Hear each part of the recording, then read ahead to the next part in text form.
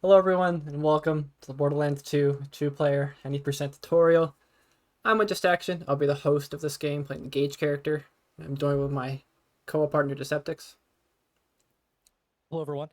I will be playing as Axton, or the off-host player character. And for this run, we'll be on an earlier patch of the game, specifically patch 1.1.0. It's a patch that came out about a month after release, and will give us an access to a whole bunch of glitches which don't exist on current patch. Information and the down patcher and everything you need to actually get to this patch will be on speedrun.com or in the Discord, both of which will be linked in the description below. If you have any issues with that, feel free to ask in the Discord. There will be a bunch of people there. We'd love to help you. And one thing we're going to do real quick is we're going to jump into a game on higher level characters, and we're just going to explain the major glitches of the run. It's going to be kind of hard to do on the fly throughout the run, so we're going to jump into a game and give you the rundown pretty quickly. So one of the big glitches that the off-host character does throughout this run is mass duping. This is going to be the big way that we do damage throughout this run, mainly through crit damage. Now, to start, you need to have swap and drop bound at the scroll wheel. It doesn't matter if swap weapon is down or drop weapon is up. Choose whatever's more comfortable for you. Also, only the off-host character can do this. That is correct. So the glitch is actually very simple. If you scroll down or up, whatever your swap weapon is, and then spam drop, you will duplicate the guns in your hands. Now what this does is it gives us a bunch of crit damage and also some other stats, but those aren't too important. The main thing that this glitch does is the game still thinks I'm holding those 4 Jacob snipers. However, that means that the guns on the floor are what we call fake. Now, if you were to pick these up right now, you would lose the crit damage because the game is like, oh, right, you were holding these guns. And so it would put them all back in your inventory and it would act like normal.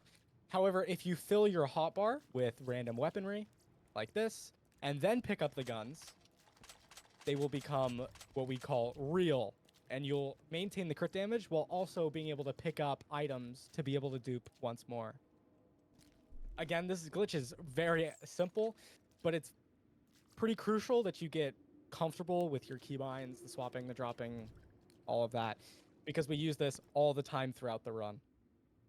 Yeah, so But just basically going to be duping the sniper all throughout the game just to get a bunch of crit damage. Another thing that it'll also do is just duplicate weapons. These ones are gone. They're no longer real, so they disappeared. This can happen too sometimes. Well, what I was going to say is I can also pick these up and put them into my backpack as long as I have a full hotbar, but I can't pick them up anymore because they're now fake. Oh well. Imagine me picking this up. As long as my hotbar is full, I can also pick this up, is basically what I'm saying. so, a huge glitch that we use throughout the whole run. Again, get comfortable with it. But only the off-host player can do this. The host character has to do something else, which Unjust can go into detail with right now. So yeah, only the off-host can do that. So I need a different way of doing damage. So if I take a Jacob sniper, which has a bunch of crit, and I swap away from it, and then during the swap animation, I open my backpack. If I then take the gun that I was originally holding and move its location on my hotbar, it'll now be merged. So now all my other guns will have that bonus crit damage. This is kind of a delicate thing though. It's kind of a volatile state. You need to make sure you don't ever move this gun off your hotbar, and you also need to make sure you don't ever equip it. So if I pull out the sniper again, then the game will realize I'm not supposed to have the bonus damage from it, and it'll undo it. So then I'll have to remerge again. I can do like a quick little swap like that, so if I ever accidentally swap to it, if I swap back before the gun actually like pulls out, then it'll be okay, but otherwise I'll have to remerge. I think next one is, what, super speed? So it is. Now, another reason we choose Axton as the off-host character is because he can stack the skill expertise pretty much infinitely. The bonus movement speed that you gain by aiming down sights is coded strangely. for off-host characters. If you ADS with a gun, you have your bonus speed, but if you drop while ADSing, the game still thinks you're ADSing with that gun, so you don't actually lose the speed bonus. And what we can do is continuously stack this. Now again, this glitch, very easy. The big thing that I would look out for if it's not working is hold ADS longer than you think. When you're dropping, you shouldn't be instantly letting go of ADS, or maybe sometimes you might un-ADS before you actually drop the gun. To make sure that you actually get your stack, hold ADS until you like can pick up the gun again is really when I do it. That'll just allow you to actually get your speed stacks. And as you can see, I'm moving significantly faster than normal. Now, we'll be stacking this throughout the entire run. Again, something to get comfortable with, something to get good at, because efficient speed stacking is very important. Yeah, and that's the main reason we play Axton. And yeah, it gives movement speed, which is going to be super nice for this run. Yeah, kind of helpful for a speedrun, go figure. Another important thing for the run is the main form of dialogue skipping we do. We call it quest swapping, or sometimes quest skipping. Basically, the idea of it is whenever a mission, like any of these missions, whenever you pick it up, there'll be a line of dialogue that plays. Like if I pick up Clan War, Ellie will start talking. And the way dialogue works in this game is off a priority system. So high priority dialogue will interrupt or override low priority dialogue. And this is very useful for a speedrun. It's because every quest in the game is very high priority line of dialogue when it first plays. So what we want to do is we want to preserve that in our backpack for later use. And the way to do that is you get one quest to play, like this one here, and then you just pick up another quest underneath it. And that's all you really have to do to preserve the line of dialogue in your backpack. So I picked up Assassinate the Assassins here, underneath Mordecai's quest. So whenever I swap to Assassinate the Assassins, Roland will start talking and give the explanation on the mission. And if you play this at certain points, you can skip certain lines of dialogue. We'll be explaining where these all occur throughout the run when we get to the full game tutorial. There are a bunch of exceptions to the rules we'll establish, and it's kind of finicky how it works, but we'll explain what we do and which quest to play, and if you follow that, you should be good. If you want a more in-depth explanation on all the intricacies of quest skipping, then I'll leave a link in the description to a video I have explaining that in more detail. And we will also have other videos explaining all of these glitches in more detail, linked in the description as well. So yeah, we went over why we want to play Axton for the super speed glitch, but the reason we want to play Gaige is... well, I guess we should explain infinite ammo. We didn't do that, did we? No. No, that's kind of important. I forgot about that, yeah. So yeah, infinite ammo. We have this Vladoff rocket launcher here. And in this game, Vladoff rocket launchers have an ammo-saving property. So if you shoot once, that'll put this on what we call the free shot, and that the next shot you shoot won't consume ammo. Now this isn't programmed correctly in later patches of the game, so if you swap away and swap back, this will stack a free shot onto your character. So if I pull out a gun now that only consumes one shot, you can see it doesn't consume ammo. Now if I stack again,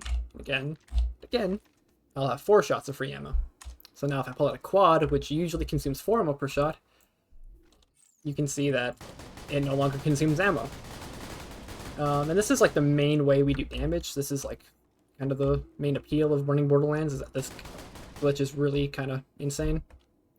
One thing that the host can do is that, well, anyone can do it, but only the host will do it in this run, is find fire weapon and mess it down, and scroll shoot like this with a hyper scroll wheel mouse. This will allow us to do a lot of more damage than we would otherwise would. If you don't have a hyper scroll wheel mouse, we do have a macro that is allowed for use in runs, which will emulate this feature, so you can do that instead of having to buy a new mouse if you don't already have a hyper scroll wheel mouse. So yeah, this is also the main reason we play on this earlier patch of the game, is because on this patch you can stack an indefinite number of infinite ammo, which is very useful. So yeah, that's all the main damage glitches out of the way.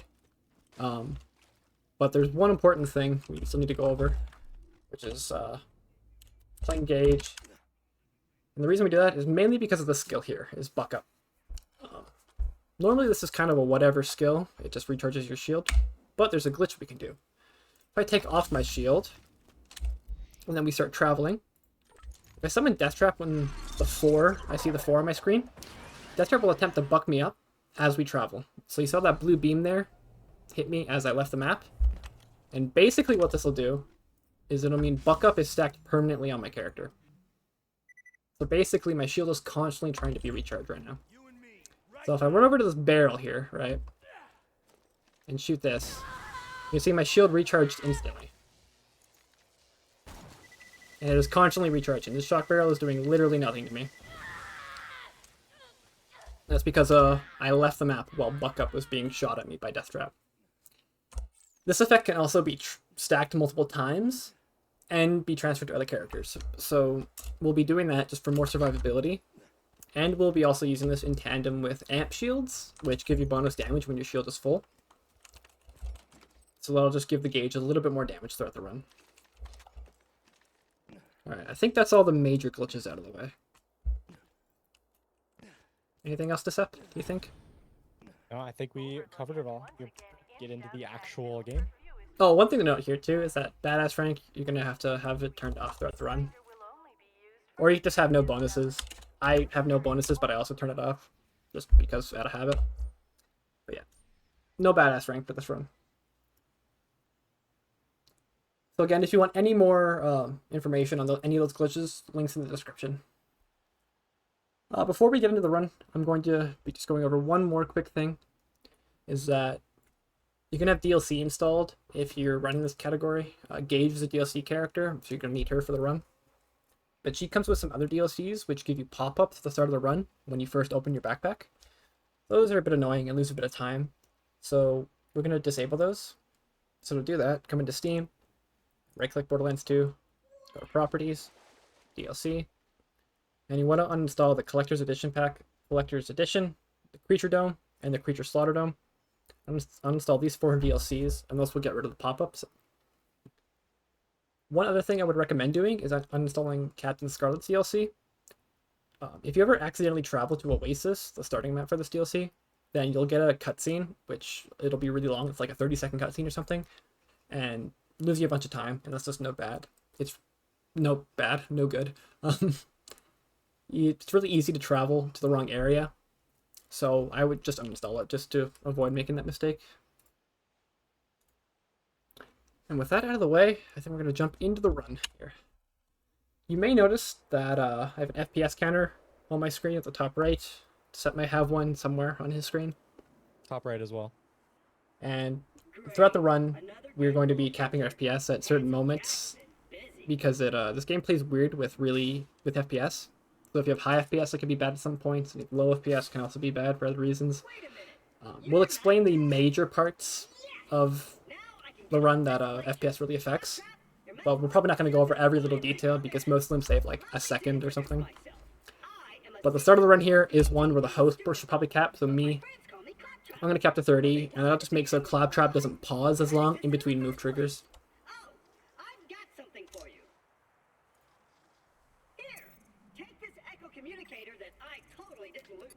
So after this piece of dialogue here, the host is just going to run forward to keep Claptrap moving. You want to be in front of him, because if you're in front of him, he'll just keep moving forward without slowing down.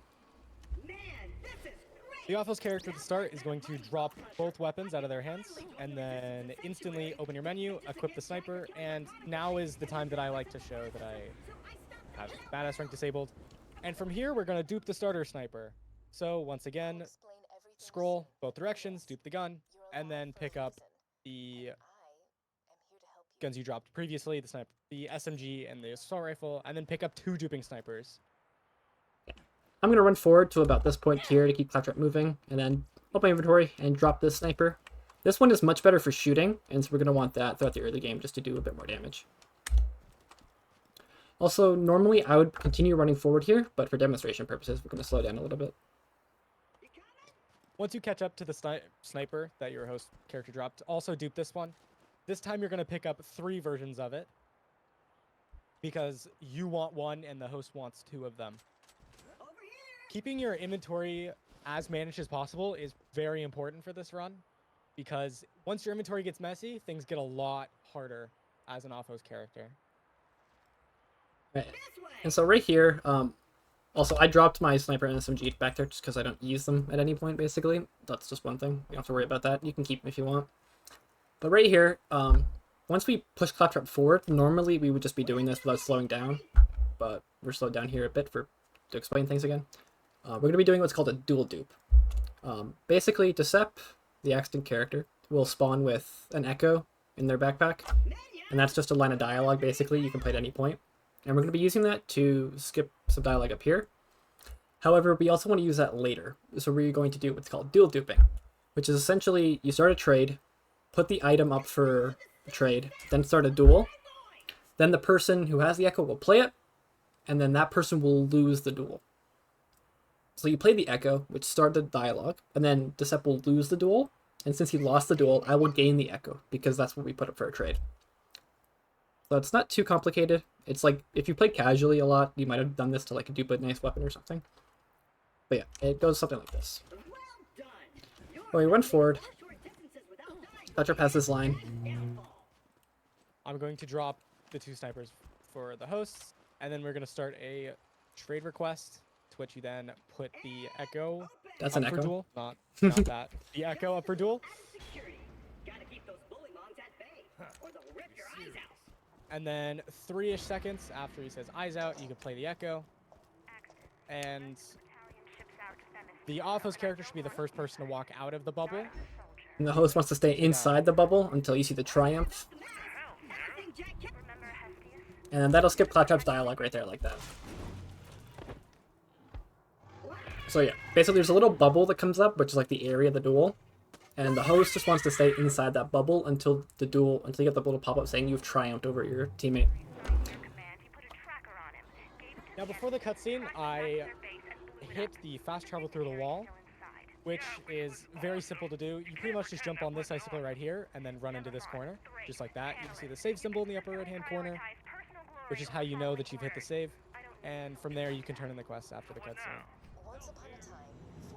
And then once I see the quest turn in, I, as the host, am going to save quit. So we're going to do this a little quickly by hitting escape and enter, up, and enter. And that'll save quit. So if you do it really quickly, it looks something like that. Also, I guess we should note that we are using a VLAN software to connect to each other a little bit quicker. If you're playing on Steam, it's going to take a little longer to connect. So we just use a VLAN to make it a little bit quicker. And that's kind of useful for reasons we'll get to in a little bit here. So at this point, I save quit, and the timing on this is kind of awkward because I want to enter the game and then have Deceptix join the game as I'm in the blue tunnel for loading into the game. The reason for this is because it'll spawn one less enemy at the end of the map, and that saves like a second, so it's not a huge deal, and it's kind of hard to do, so you don't need to worry about it too much. So what I'm going to do is I'm going to hit continue now, and then Decept's probably going to load in shortly after. We need all characters to be in the game for every objective update. So the objective on the right side of your screen, you need every character in the game if you ever have an objective update. So when you load in as the off-host character, you want to create a new siren. Don't join as your normal Axton just yet. You're going to join as a siren. And from this point, you're going to open your inventory and drop the echo that Maya has on the floor. We're going to be using these echoes for more dialogue skips later, and now is the perfect time to get them. Once you've dropped one echo, you can then again save quit and join as another Maya, do the same thing, and then load back in as your Axton to finish out the map. And normally you don't want to slow down here at all as the Gaige. You just want to keep running forward and get in position. But again, slowing down for demonstration purposes. So this is the point where you need your Axton in the actual game, because when Claptrap finishes this line here, the quest will update.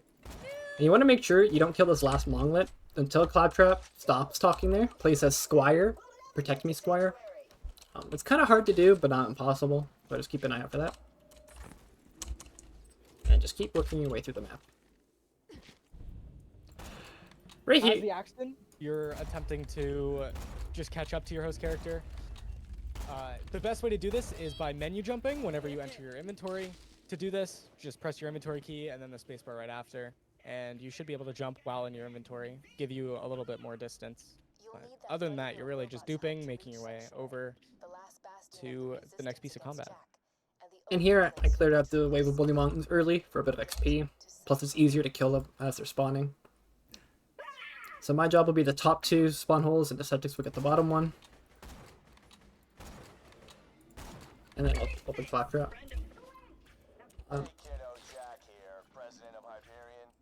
Here we're going to be doing another dual dupe. So the Decepticons is going to drop me one of the echoes he got from Maya. I'm going to pick it up. And then we're going to start trading. As the Axton... One thing to make sure as the Axton, only have 4 snipers in your backpack at this point, because you need the extra space to pick up echoes. Yeah, I'm going to pick up the echo. I'm going to put both of them up for trade and duel them. The way using echoes to dialer skip can be a little weird. So the first one I need to play when Claptrap isn't talking. So right now you can see he isn't talking. So I'm going to play the first one. And then Decep's going to run into Claptrap's trigger. He'll start talking. And then after I hear him start talking, I'll play the second one. And then immediately as I play the second one, Decep's going to down me. This will down me, causing him to win the duel. And then he will get these 2 echoes back after the duel has complete. So I'm going to play the first one now, when Claptrap isn't talking. Decep hits the trigger, I'll hit the second one, and then Decep downs me right before the cutscene started there.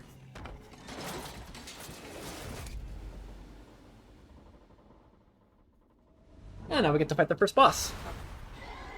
Knuckle Dragger can be pretty finicky to actually hit a crit on, but, you know, just try your hardest. Takes a little bit of learning, a little bit of practice. Then you want to take out the monglets. And then as soon as you're done, you want to pick up the ice as quickly as possible. And then as soon as the ice picked up, the host will want to save quit. The host then loads back in just a solo game by yourself. And then save quit as soon as you can. What this does is it'll push Claptrap up the hill at the end of the map. And it kind of advances the quest a little bit, so you don't have to escort him up. Instead of waiting around there for a minute, you kind of just have to run back through the map, which only takes about 45 seconds. So that saves 15 seconds. And it also allows us to get more echoes at this point. So Step joins back in as a level 1 Maya, just like before.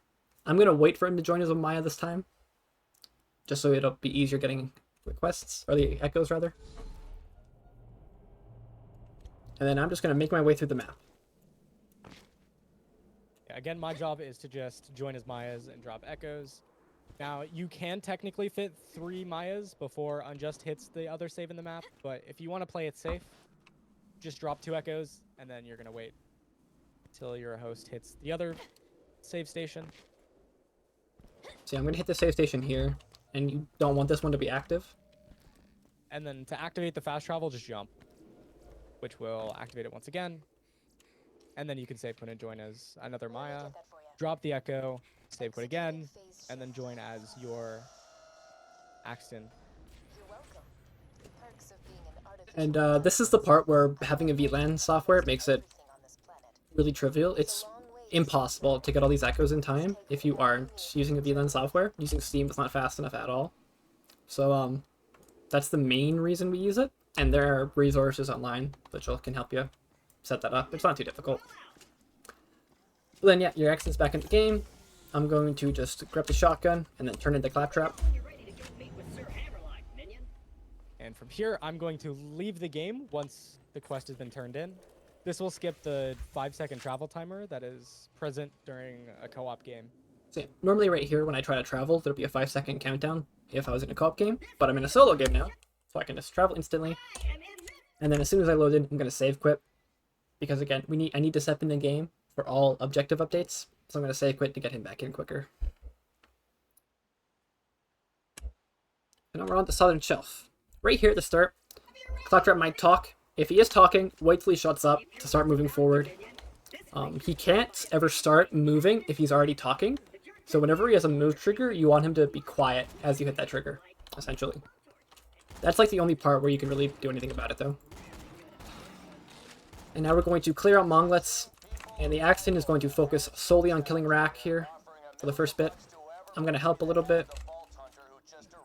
And the Decept gets in place to kill the bottom one. I kill the top one, and then save quit as soon as you get the objective there. The idea behind shooting Rack when we load in at the start there is XP is really tight early game, and we just want as much of it as possible. So we shoot those Rack really far away because they give good XP. They give more XP than the bandits, which is why we shoot them instead of the bandits. Yeah. And then save quit once you get the objective, the check mark, because that'll just skip a lot of dialogue, basically. Then wait for your Axton to load back in to your game, and then enter your game.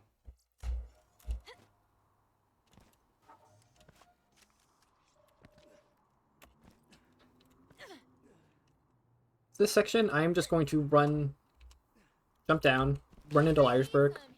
Step's going to stay up top there and pick up all the first 5 enemies that spawn.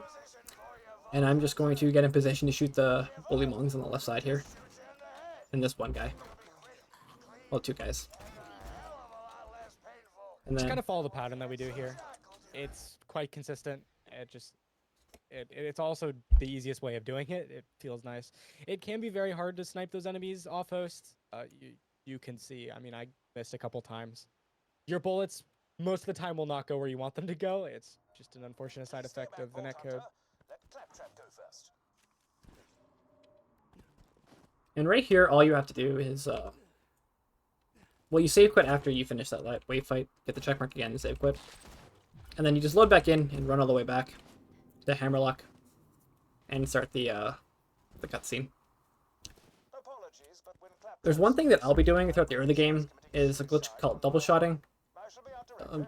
Basically, it's what it sounds like. You probably see me do it in the previous area, where you want to shoot and then reload, and then essentially you want to reload interrupt the reload animation by shooting and meleeing at the same time.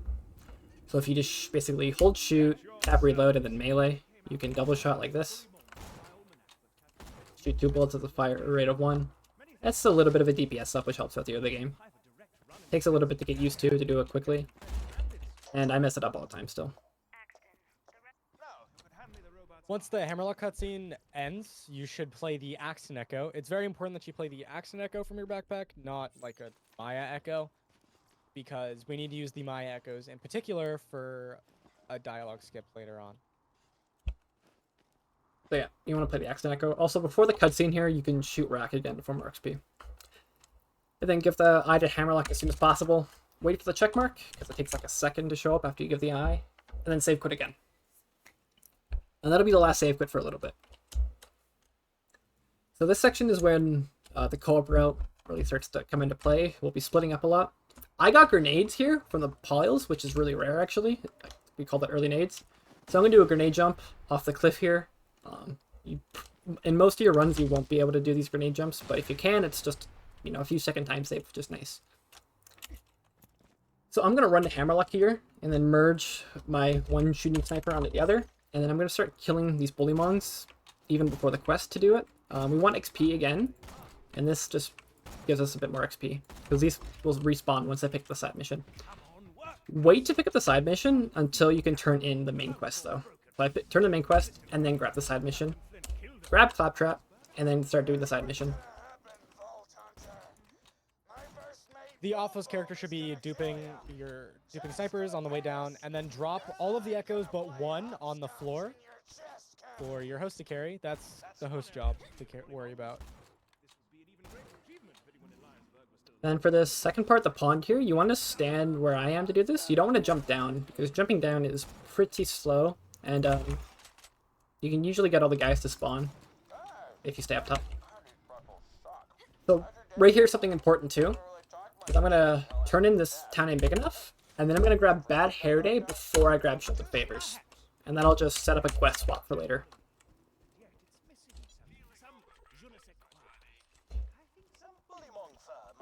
Make sure you pick up that quest. Either the off-host or the host character can pick that up. But make sure you do grab Handsome Jack here on your way. Also right here, I'm going to grab 3 duping snipers that Decept made. My hotbar's full so I can grab them. You don't need to grab them here. You can grab them earlier or even later. But just grab 3. You're going to use those for merging later. And now I'm just doing the main story, pushing Claptrap and protecting him.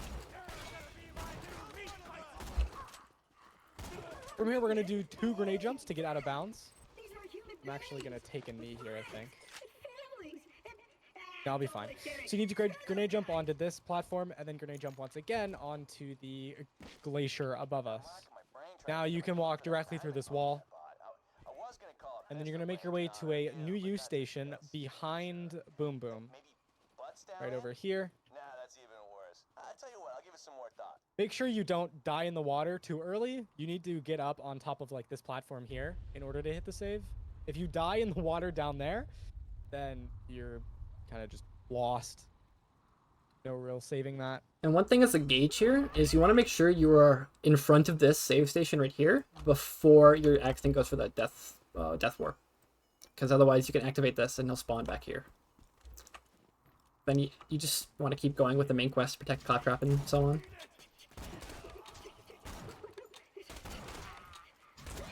For the office player, you're going to make your way to where Claptrap will be at the end, or after being shot by the cannon near Bewm.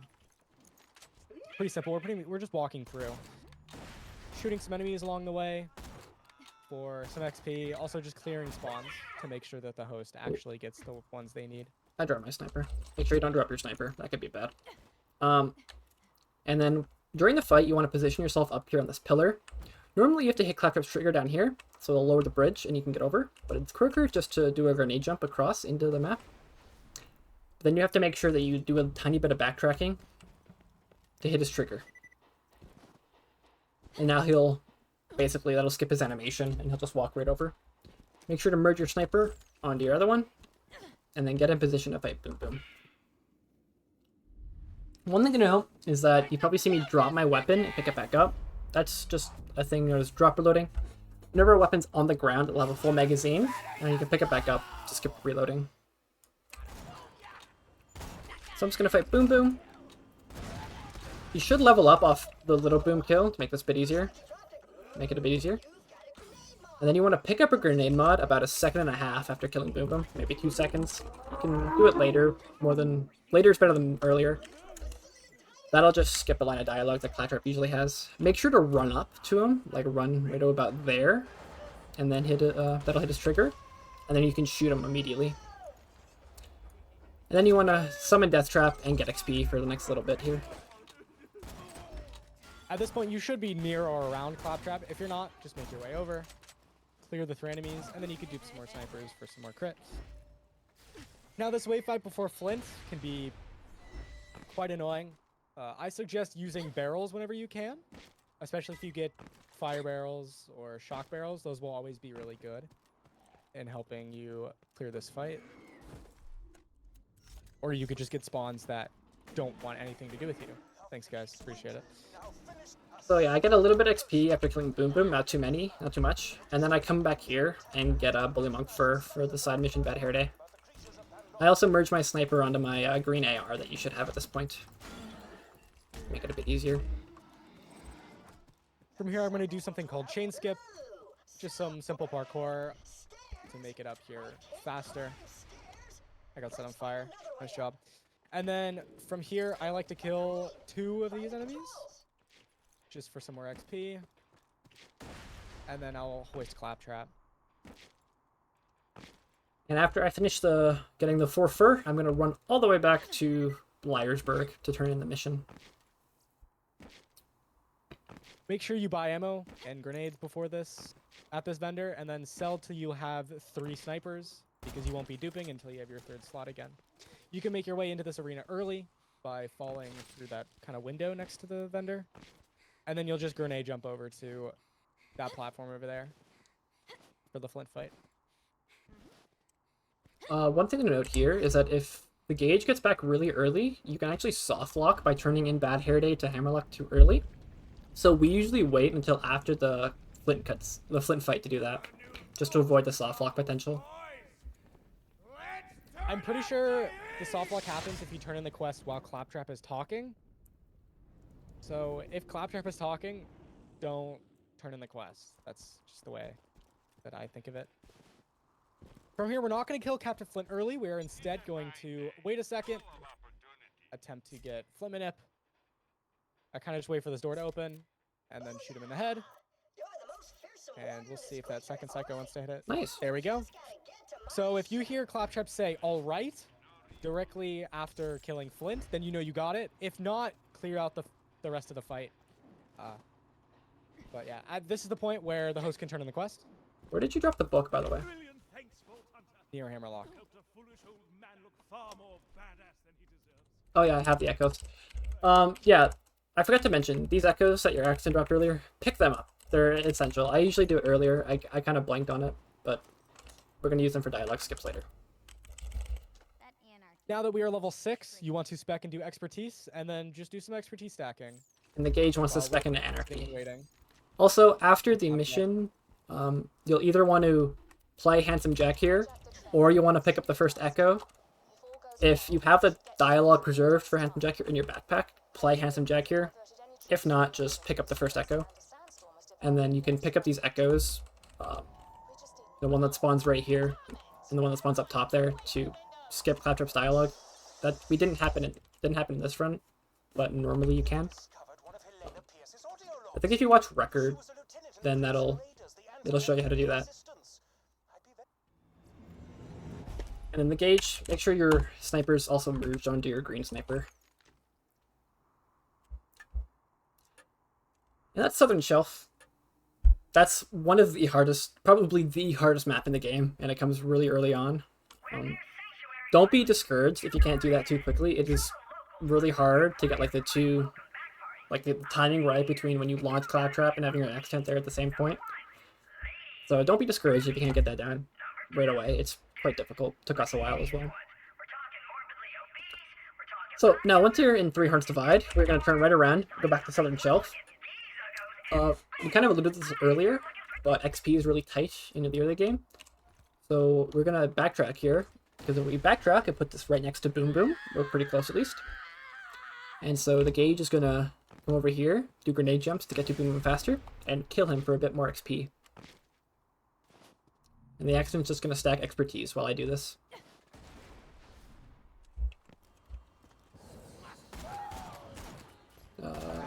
Go.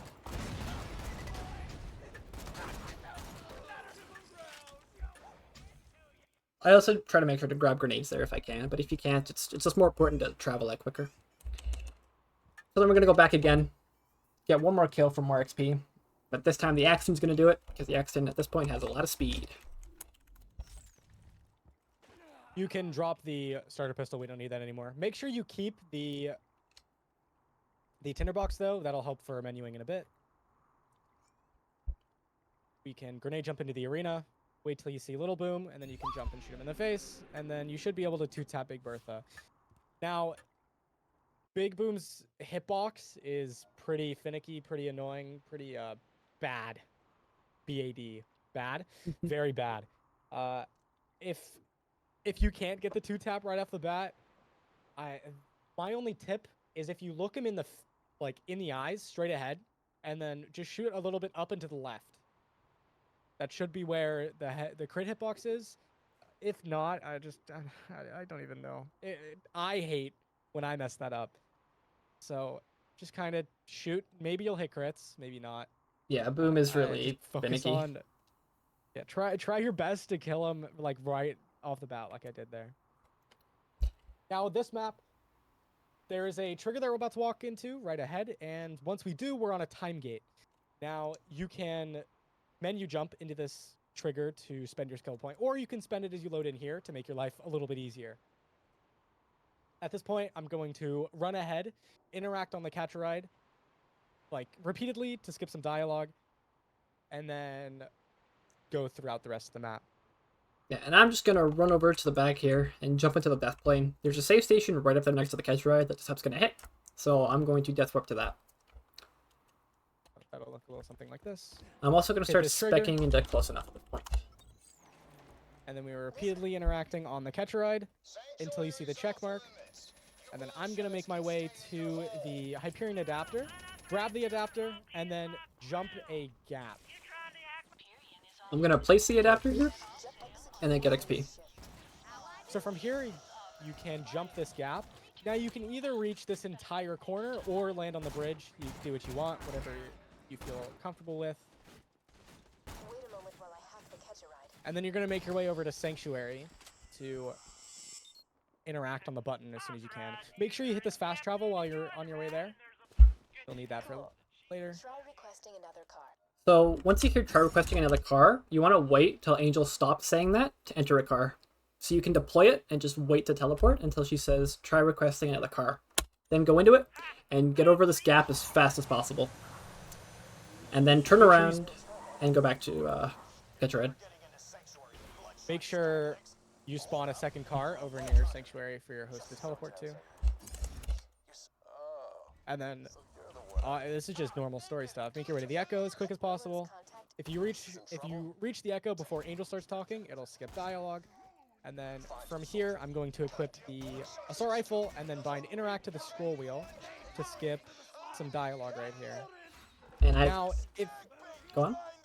these 3 psychos, you want to make sure you kill them after after they say your skag bait grinder. If you kill them beforehand, you have a chance of soft locking and you won't be able to interact on Corporal Reese. However, you can use the button that we used to kind of call into Sanctuary previously to skip some dialogue. This one here. But really, I like to just wait until the dialogue's over, and then you can kill the psychos, and you're going to scroll skip Reese, which is done by scroll interacting. Just like that. That should skip his dialogue, give you the checkmark quicker. If that doesn't work, the host can use the button in your Sanctuary to skip the dialogue instead. This psycho will drop you the power core. Don't pick it up until you hear Claptrap start talking, And then because Claptrap will skip the rest of the dialogue. I'm going to hit the button to open the door and then drop the Sanctuary.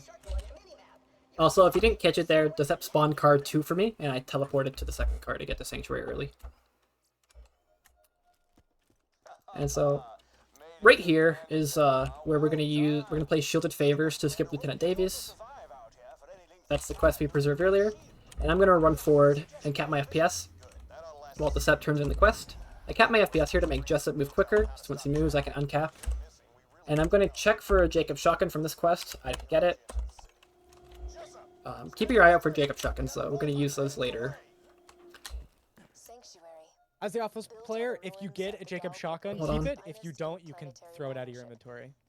Yeah. So, right here is a trick that's kind of hard to do. Basically, the idea is we want to get Scooter's cutscene to play underneath Marcus's, so that both play, but we only have to watch one. So the way to do that is a little precise. I'm going to count down from 3, and when I say go, Decept's going to run into Marcus's cutscene trigger, and I'm going to hit Scooter's cutscene trigger. The way basically we're going to do this is I'm just going to say, I'm going to like jump right before I say go. And when I jump, my momentum will carry me into the cutscene trigger as Decept runs into his. So as long as you're in the air moving towards the cutscene trigger as the Axton hits his trigger, then you should be fine. So it usually goes like this. 3, 2, 1, go. So right there. And if I tab out and tab back in, you can hear Scooter talking, meaning we got the dialogue. The cutscene skip, brother.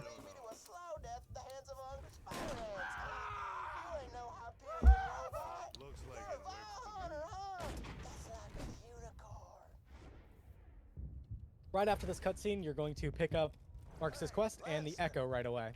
Now, this Echo has extremely high priority because we set up dialogue in a specific way, which will now skip the rest of the dialogue in Sanctuary.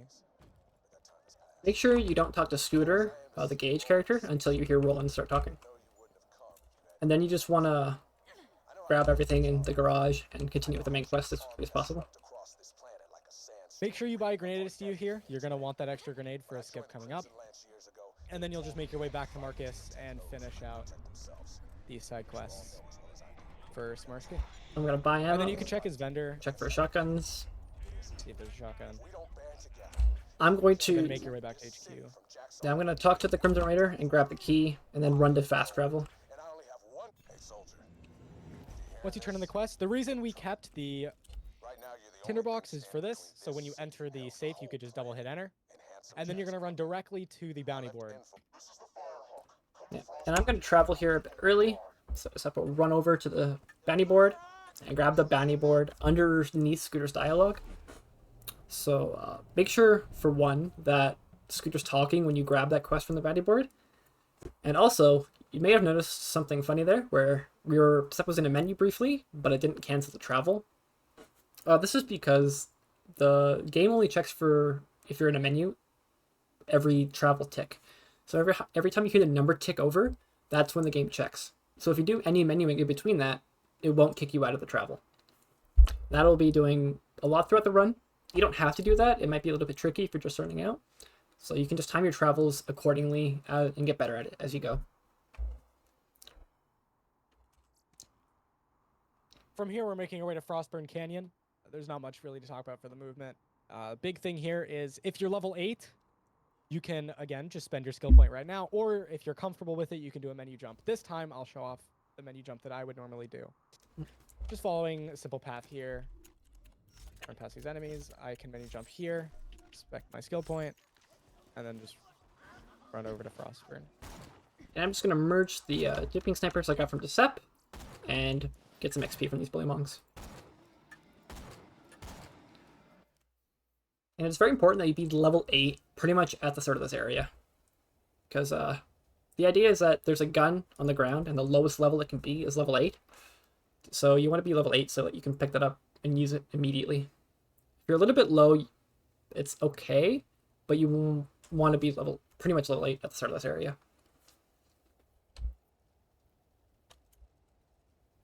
So, Frostburn Canyon movement, I don't really have much to say. Just kind of follow the route that I take. If I bounce at any specific point, there's probably a reason why. You could additionally just run through this area a couple times in practice to figure out like where you want to go, what you're comfortable with. My big tip, because we're just starting to get really quick, is if you ever want to slow down for whatever reason, if you spam your strafe keys, you'll slow yourself down. So you can use that throughout this map in order to control yourself. Yeah. So Decep will run through this map, make a slight detour to grab the SO that spawns on the ground. That's the gun that spawns at level 8. And then make his way to the end of the map. I'm going to be checking this vendor here for turtle shields, because they can only start spawning at level 8. It's very important that both the host and the Axton have a turtle shield before you leave this map. So we'll be keeping an eye out for that. And then I'm going to do a death warp to get to the end of the map. So here we go. Going ahead. I'm going to grab these guns to sell them, because I need money as well. This is nice to have. I got 2 turtles, so I'm going to tell Decep that there's a turtle for him. If there's not, you want to tell your Axton so he knows to buy one at the other vending machine at the map. I'm going to stand right on this edge. And I'm going to wait until I see the check mark pop up.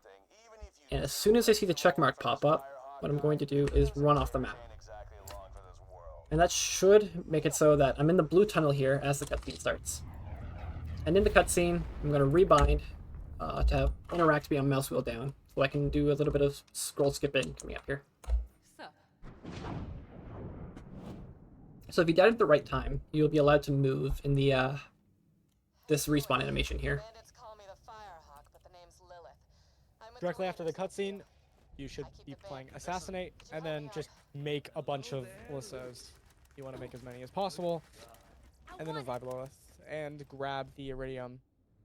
While you're waiting on this dialogue, you can put items in your hotbar so that you can actually pick up the dupe lassos. And as a Gaige, I'm just going to pick up as many as possible. Make sure your hotbar's full so they actually go into your inventory. Also, one thing that's very, very important here. Do not equip the lassos until you know your Axton has picked them up. If I equip... that's some funny dialogue timing. If I equip a lasso right before... Like, before Decep picks them up, all these guns on the ground will disappear like this. They have now, as you can see. They're not real. And if I do that, then he doesn't have lassos, and I'll have to drop them for him. So make sure your Axton has lassos before you equip them. Also, so what I do is I like to equip my turtle shield, and then by that point, usually Decep has some, and then I equip it.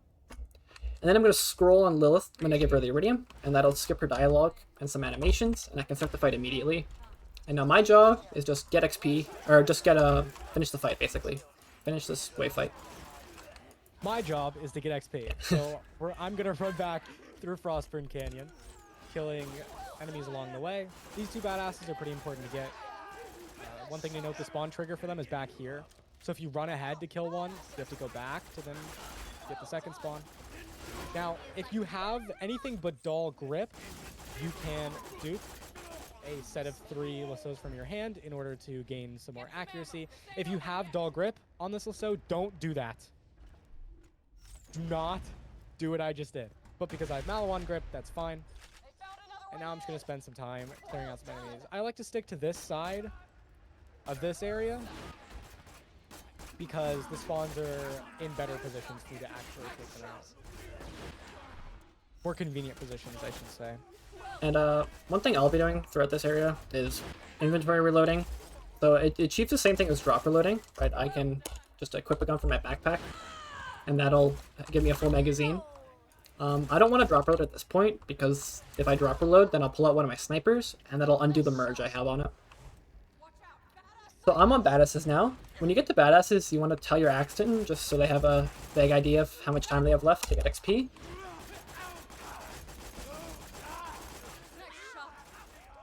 When you get to badasses on the second wave, that is. For timing purposes, you should be around these 2 enemies when your host talks about badasses. And I'm done? If not, rush ahead Mm-hmm. and make your way to the vendor over here. You're going to sell everything in your backpack, unless you have some extra gear like a shotgun. And then sell your relic, your shield, and you're going to buy a turtle. Now, if there was no turtle in this vendor, you would buy your turtle instead at the Firehawk, but because there was a turtle here, I just bought it from here. And then again, I'm going to scroll interact on Lilith. Oh, I messed it up. I didn't scroll hard enough. Okay, so that can happen. That's actually good for demonstration purposes. If you did it correctly, if you scrolled on her, the turn-in would appear instantly. It like half worked here. I skipped 1 line of dialogue instead of the 2 that you normally do. If that ever happens to you, the host should cap your FPS.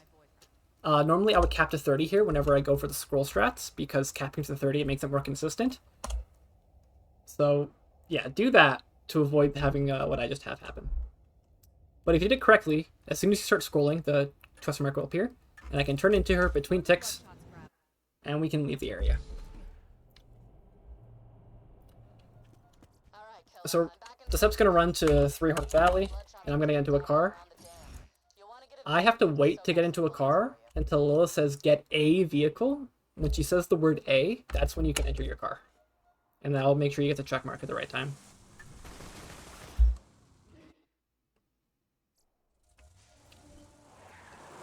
And now we're just going to drive to the dust. I bonked on that collision right there. That can happen. I've found nothing that works to avoid that. Sometimes it just happens. And then I want to honk my horn at the gate here before we travel. So now I'm just going to drive to Ellie and start, or I'm just going to drive forward here. This up's going to run to Ellie, start a cutscene. And you can do a little trick here.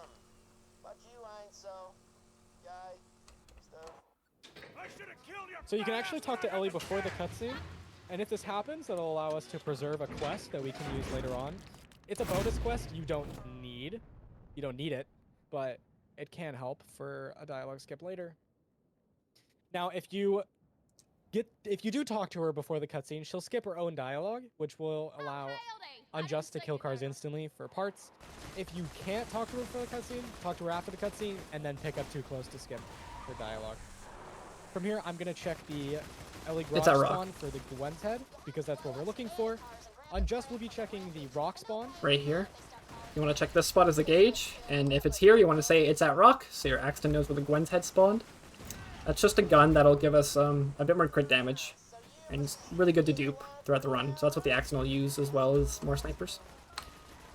And then as a Gaige, you just want to get the 2 parts.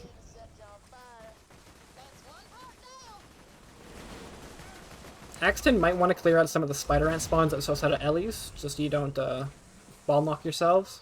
Only a certain number of enemies can be on the map at any given time, So you want to make sure you kill enemies to get the right spawns.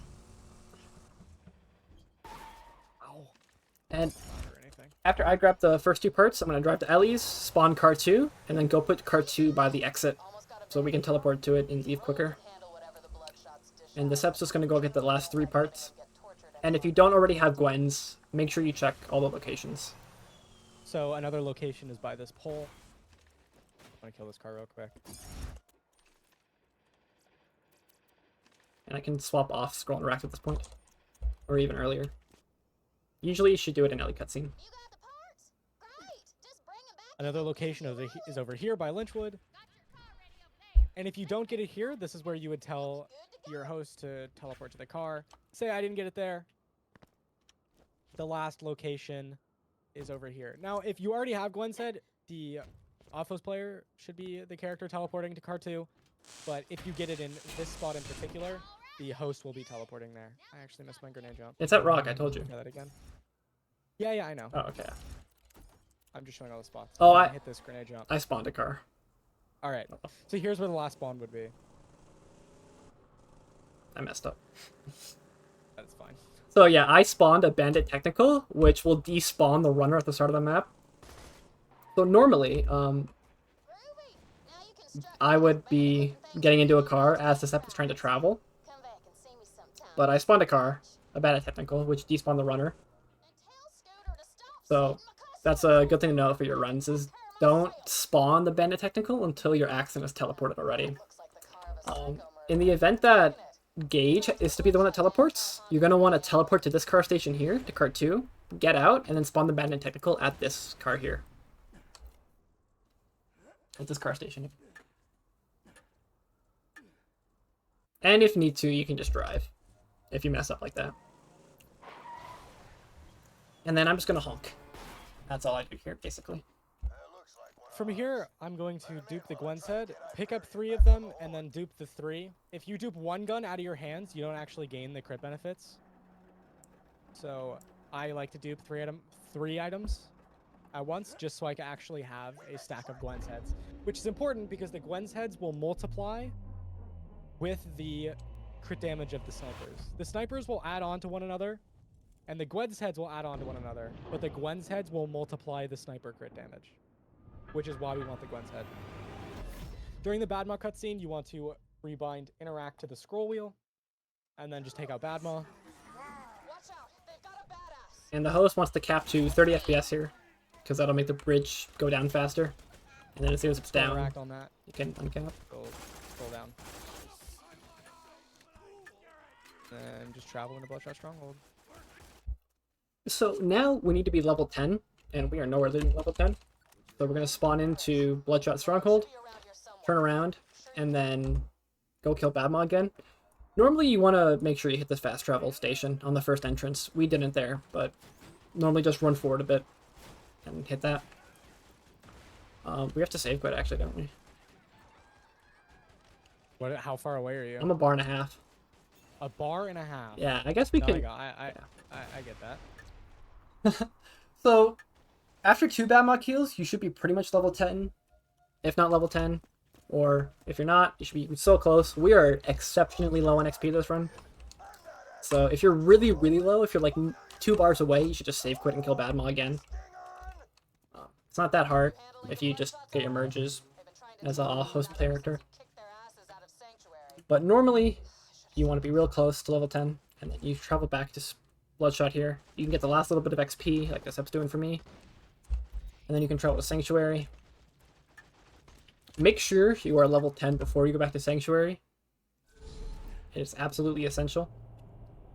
Another thing to note, after you turn in the quest to the Firehawk in Frostburn Canyon, no one in the game is allowed to open their quest log. If you open your quest log, you will lock the level of Sanctuary below where it needs to be. That's actually like super important that you don't open your quest log after Frostburn Canyon. the Firehawk quest, and you don't travel to Sanctuary until you're level 10. Yes. Those are the 2 main things that you need to make sure happen, or else you will lock the level of Sanctuary too low, and you'll run into issues. Now, if you do lock the level of Sanctuary too low, what you can do This makes timing a little more finicky, but you can make it so the Gaige joins the Axton, because the Axton's Sanctuary will be level 10, like it's supposed to be. So if you do end up messing up the level of Sanctuary, it is possible for you to continue the run just by, instead of having the Gaige be the host, you have the Axton be the host. But you want to try your best to just make it so Sanctuary is level 10 on Gaige's side. Yeah. And the reason for that is because rocket launchers can only spawn at level 10 or higher. And we need a Vladoff rocket launcher to do infinite ammo. So very important that we have Sanctuary be scaled to level 10. So, but once you're back in Sanctuary, the Gaige is going to run to headquarters. Axton is going to run to Marcus. And we're going to check for a Vladoff rocket launcher and a Jacob shotgun. I got a Jacob shotgun here. Make sure it has... You can get away with a single barrel sometimes, but it's just not worth running it, really. So make sure you have a coach gun or bushwhack, usually. I'm also going to look out for a non-Vladoff rocket launcher. Usually you want a Bandit or a Torg one, so I'm going to buy this one too. And that'll just be for something we get to a little bit later. I did not get it. That's unfortunate. So if you get a Vladoff, you can just leave and go straight back to Bloodshot Stronghold. If you do get one on your first try, absolutely do not save quit like we were doing here. You want to, if you get it first try, you want to preserve all your stacks of speed and merging that you have. But we did not get it, unfortunately. This is bad RNG. Well, getting it first try is very uncommon. Well, not very, but fairly uncommon. Usually it takes a few tries. I got 2 more shotguns in the same vendor. That's unfortunate. Beautiful. You only need 1, so don't buy any extras unless it's like significantly better. What's your gun? 33, coach. Okay. I did not get it.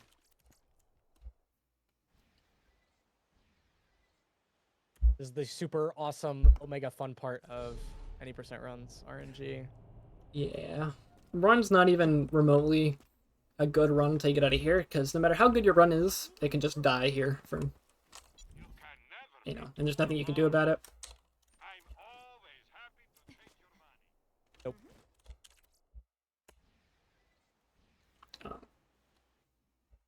I guess one thing we can talk about here is class mods. Class mods don't really help throughout the game. If you get a gunner or a gunner for Axton or a punk for Gaige, those are the only 2 that really help.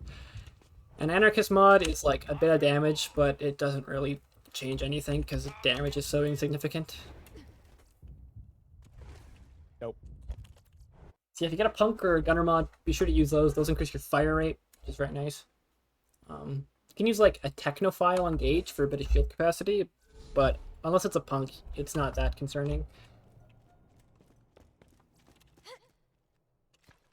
And you usually don't have the money to buy class ones anyway, so you don't really need to worry about it.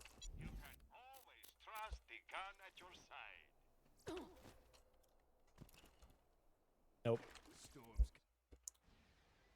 Also, you don't need a non-Vladoff rocket launcher. We're going to be doing a bit of death warping later, and I just use a non-Vladoff rocket launcher for that, to down myself. So, it's not essential, because you can get away with just using the Vladoff, it's just a nice to have. But if you have a Vladoff and a shotgun, I got a Vladoff. And I got a Duping sniper too. I can't buy the Duping sniper though.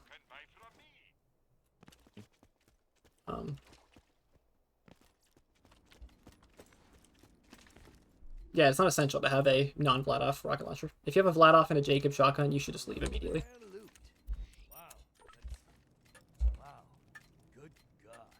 So we have both pieces, so now we're going to travel back to Bloodshot Stronghold. And this is where we're going to start doing infinite ammo. So I'm going to drop the Vladoff and the coach gun for Septics so we can dupe them. It's very important when you dupe these 2 guns that you dupe them 1 by 1, so you again do not gain negative effects like bad accuracy. And then again, hold your...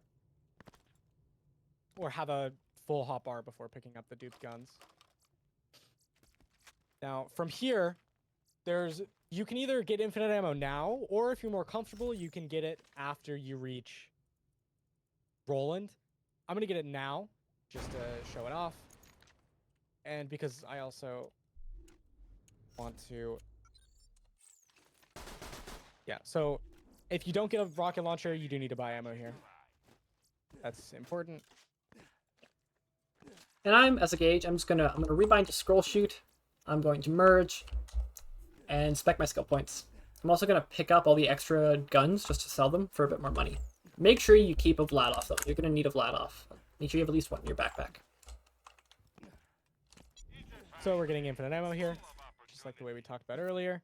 Get 4 stacks now, and you'll never have to worry about infinite ammo later. As the Axton, you want to get 4 stacks because you don't have to worry about it ever. As the Gaige, you want to get exactly the number that you need. So I have a coach gun, so I need 2.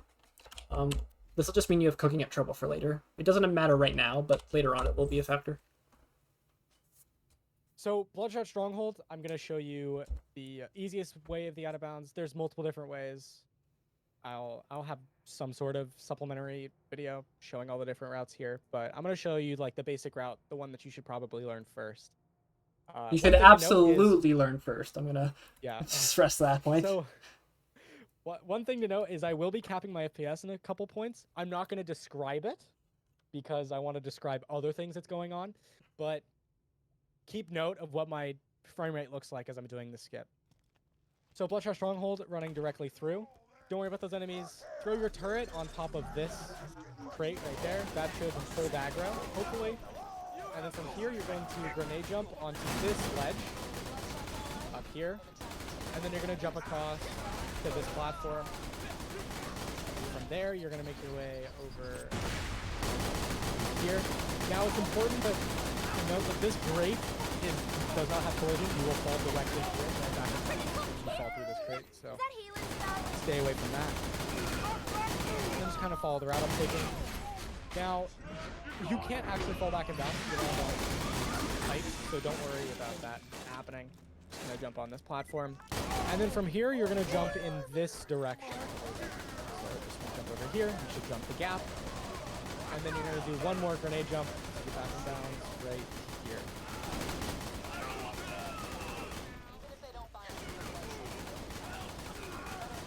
You can walk right through this sign, and then you're going to make your way over the wall.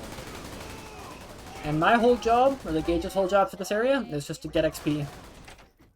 You should be running through the map, using your infinite ammo Jacob shotgun to just blast enemies away. One thing to note here is that I've been speccing into close enough since level 7. I'm at 4 points now. Close enough is a skill that whenever your bolts hit a surface, they ricochet towards an enemy and deal a little bit reduced damage. It's not really too impactful to this point, but starting at this point, when I have the fire rate that I do, it's very impactful. So I can just kind of shoot surfaces and still kill enemies. So if you ever see me shoot like the ceiling or the floor or whatever, then that's why I'm doing that, because I can shoot the floor and this guy still dies. After the roll-in cutscene, you should be duping your guns. If you don't have infinite ammo yet, now's the time to get it. But you should be focusing on getting some crit damage. And then make sure you have your shotgun equipped before you leave the map. Also, make sure that you have 3 Duping snipers and 3 Gwen sets. Don't leave guns on the floor. You need the guns for the rest of the run. So make sure you just have at least one of each at any point in time. So at the start here, the Gaige doesn't really want to run forward that much. There's a cutscene trigger right in front of us that we want Axton to hit. So what I usually do is I'll just run forward and land on this railing here, and then I don't go forward anymore. And this just lets me like get in a decent position to shoot enemies. And then Axton runs forward and jumps into the cutscene trigger. And then runs through the whole map. And I'm just going to sit at the start here and shoot enemies and wait to travel out. Don't worry about any of the enemies you're running past. Your objective is to just get to the end of the map. Now, depending on how much crit you have, you can say go at different points in time. Now, because I think I have enough crit, I'm going to tell my host to go now. And then you can take out Warden.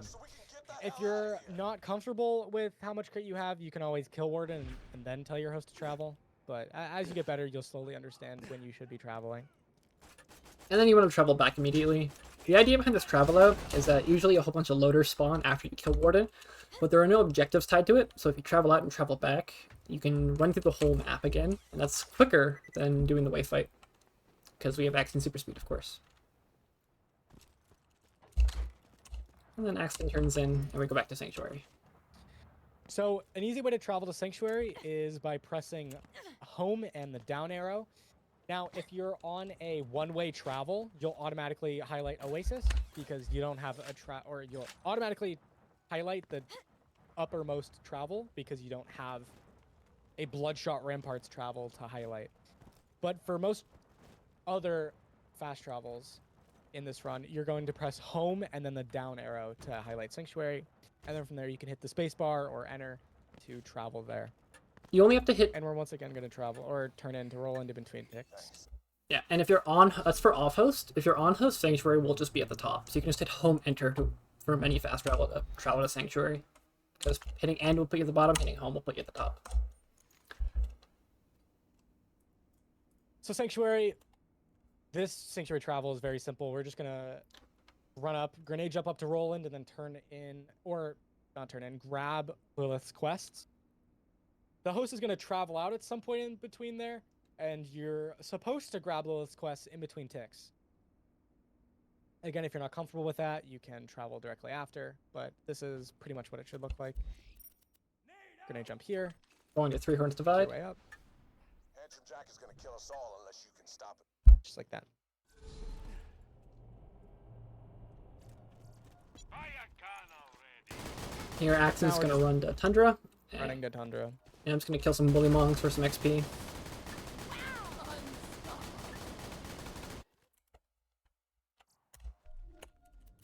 Here I'm going to put on my non-Vlad rocket launcher, because I'm going to be going for a death warp in a minute. And the Axton's going to run forward and try to set the Varkets on fire. The goal here is to travel out right after igniting the Varkets. Go. So I'm going to go. And then Decept's going to light them on fire right before the travel ticks over. And this will skip the cutscene that introduces Mordecai.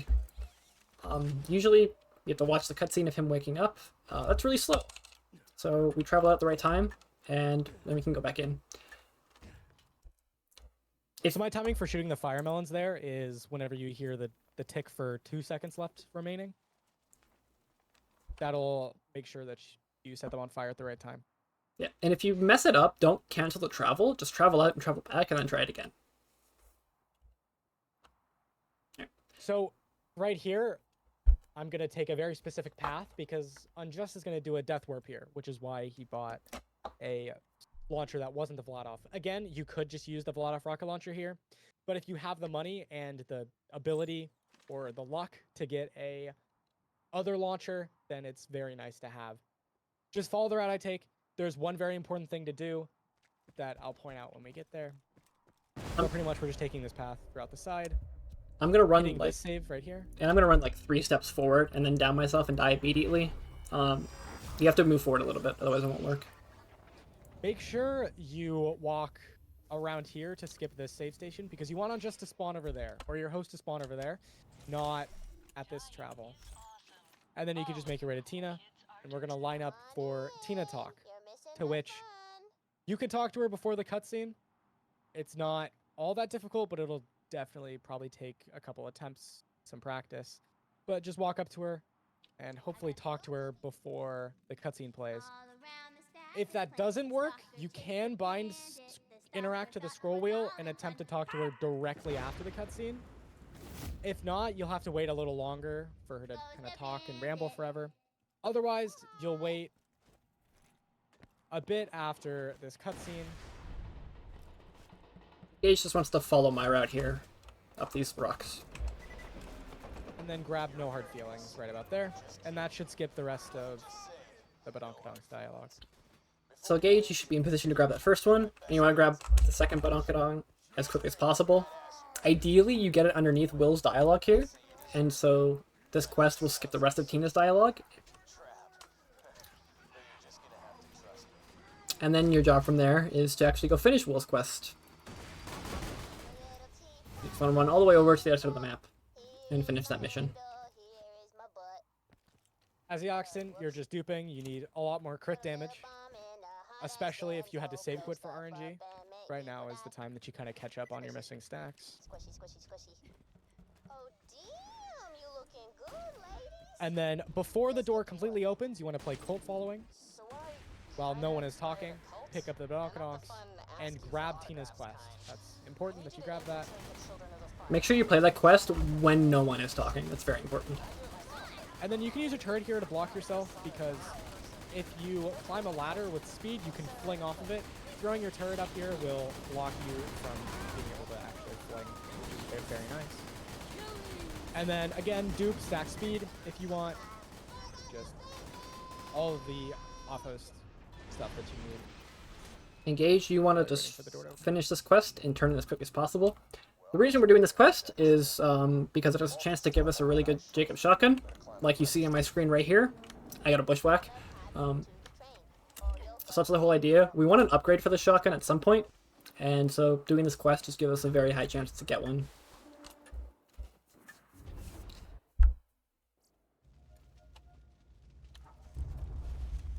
Search the train cars.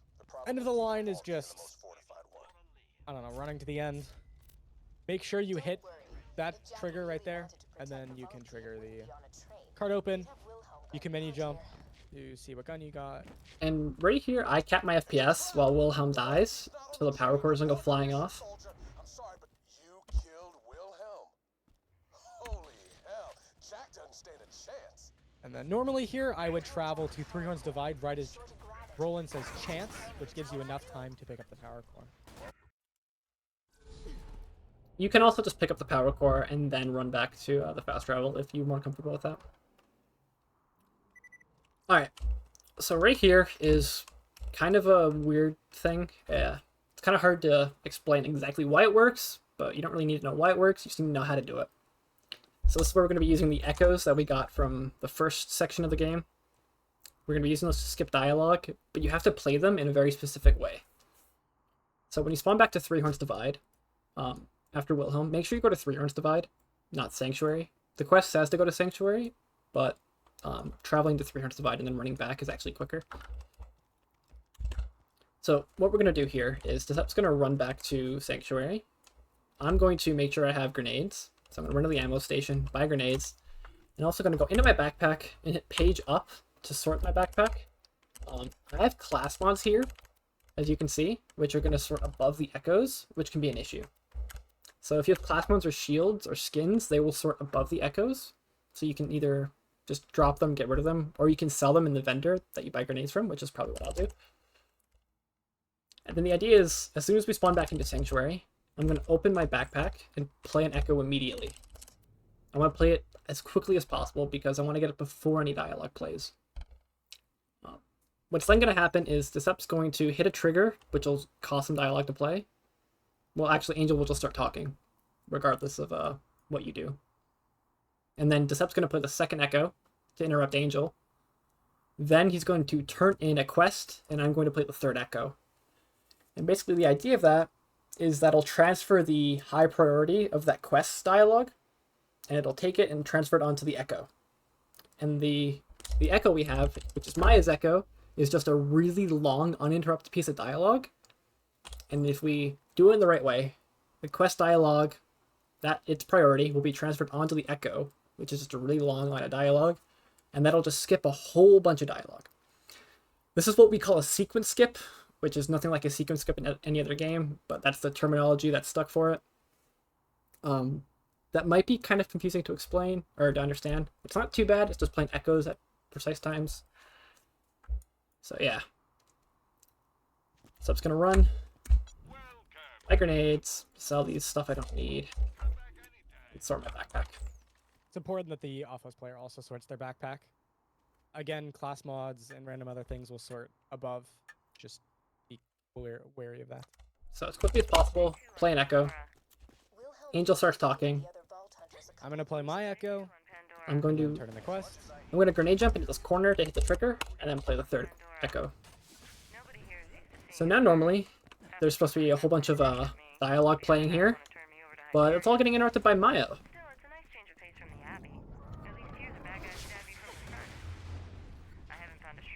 So now, Decept is just going to handle all the actual mission objectives, hitting the ignition primers. Gaige, you want to be pretty quick here, because you're going to run through the center of town, and you need to make sure you get out of the trigger before Axton finishes everything. So as long as you get to where I am about here, about the bounty board, you'll be fine. Then you want to come to Earl, buy grenades, and if you can, you want to make sure you have 5 grenades. It's not essential, but it's like quite nice to have 5 grenades. You need 4 at least, minimum. And if you have any extra Eridium, you can buy a backpack, I guess. As the Offos player, I like to get a backpack SDU instead of a 5th grenade because you don't need the 5th grenade for this run. It's not very important. And I like the extra having the extra backpack space instead. And then the Gaige, you want to get into the fast travel station before anyone else hits the center of town trigger. So once you get in here, tell your Axton player I'm in, and then the Axton can hit the center of town trigger to finish up the objective here. Well, usually the fast travel locks down here, which does after you hit the center of town trigger, which is why you want to get in beforehand. And then we're going to time a travel out. Basically, there's going to be a really loud like teleporting noise that Lilith is doing. So like right now, it's playing, and you can travel. The timing on that's not too bad. If you start hearing the loud noise, you'll be alright. Travel like half a second after you hear that is like the perfect timing. If you're worried about missing it, just wait a second, and you're fine. Also, make sure you travel to Bloodhorn Stronghold. Bloodshot Stronghold, sorry. And then area travel out to Three Horns Valley. I'm just going to make my way over to the fridge, turn in the quest, get 2 dupes in, and then travel out to the fridge. Nothing really too interesting here. You have Badma At this point, here. Gaige, you can kill it. And then spec into Buck Up. Because you should be level 12 here. this is the point where I like to make sure I have 4 of each gun because you won't be duping until you have your 4th slot.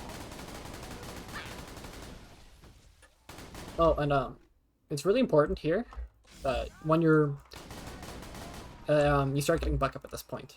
It's like if you're not 12 here, it's like you can get away with it, but it's like quite important to make sure that your Gaige has a Buck Up stack at this point. So really try to make sure you're high on XP going throughout the other areas. Yeah, and again, just to get Buck Up, when you see the 4 on the travel commencing, you want to summon Death Trap. He'll shoot the blue beam before you travel. Then you'll have a Buck Up. Now, the Gaige's job here is just to check for a turtle shield and an amp shield. I got neither of which, so the Axton's going to check for them at the end of the map. I got a punk mod, so I'm going to put that on. Yeah, this is the first map in the game where amp shields can spawn, so you want to start looking out for them. Oh, I have a TDR grip shotgun, right? I can't use the punk. But yeah, So, go on. you go ahead.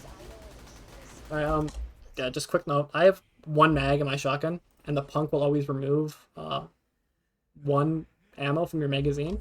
So if you have a 1 mag shotgun, you can't use a punk. Just something to keep in mind. Best way to put it, if you have a TDR grip on a white coach gun, then you can't use one. So this is a vendor that I'm going to check for a amp and a turtle. I actually got both. Nice. Amp and my turtle. It's not a very good turtle, but it is a turtle. It's an upgrade, so I'll accept it. And then you can travel out.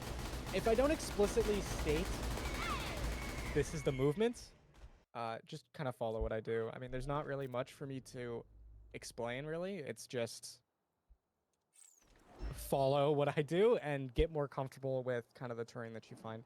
I'll point out, like, extreme places where terrain can be pretty damaging. So at the start of the map here, the Axton's going to run forward. The Gaige's job is just to play this quest here. You were quarterly invited.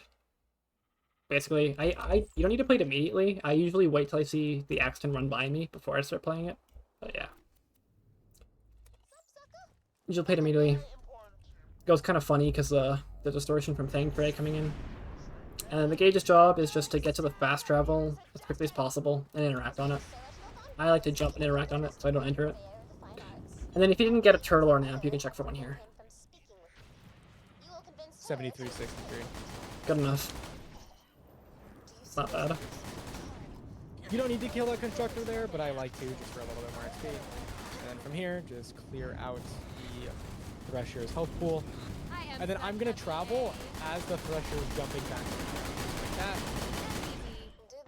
Which gives you enough time, technically, to kill the Thresher and pick up the beacon before you travel.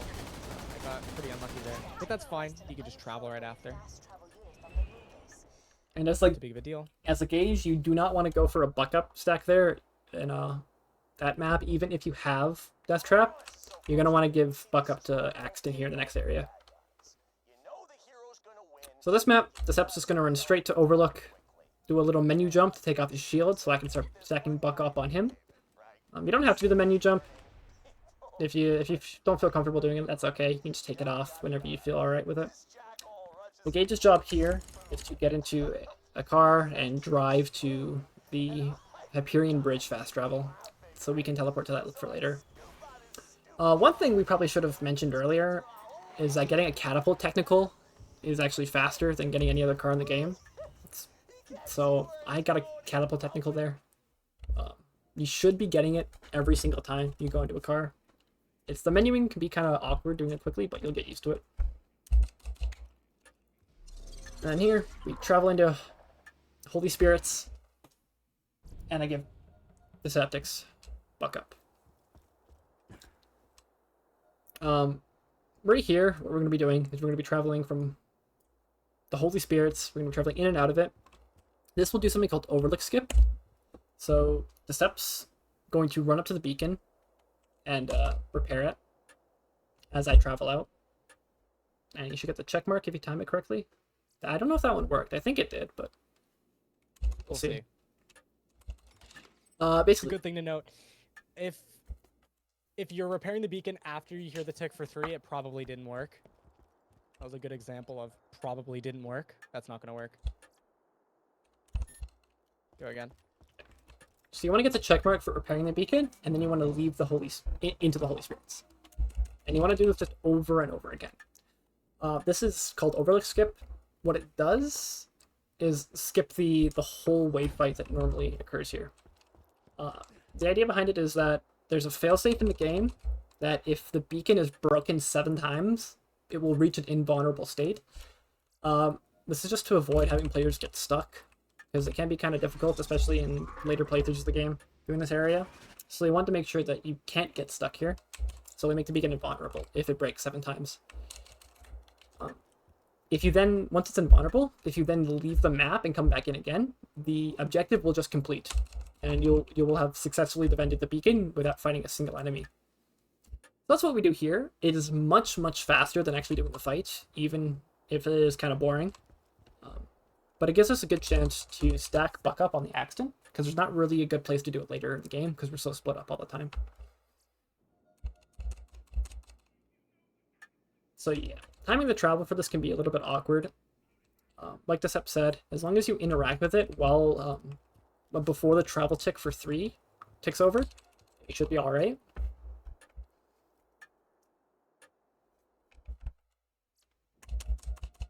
But other than that, it's just kind of sit and run back to the beacon to repair it. And we try to make sure that the Axton always has at least 3 stacks of buck up before we leave this area. 3 stacks is all they should need throughout the game. So right there, you see, we got the check mark for defend beacon.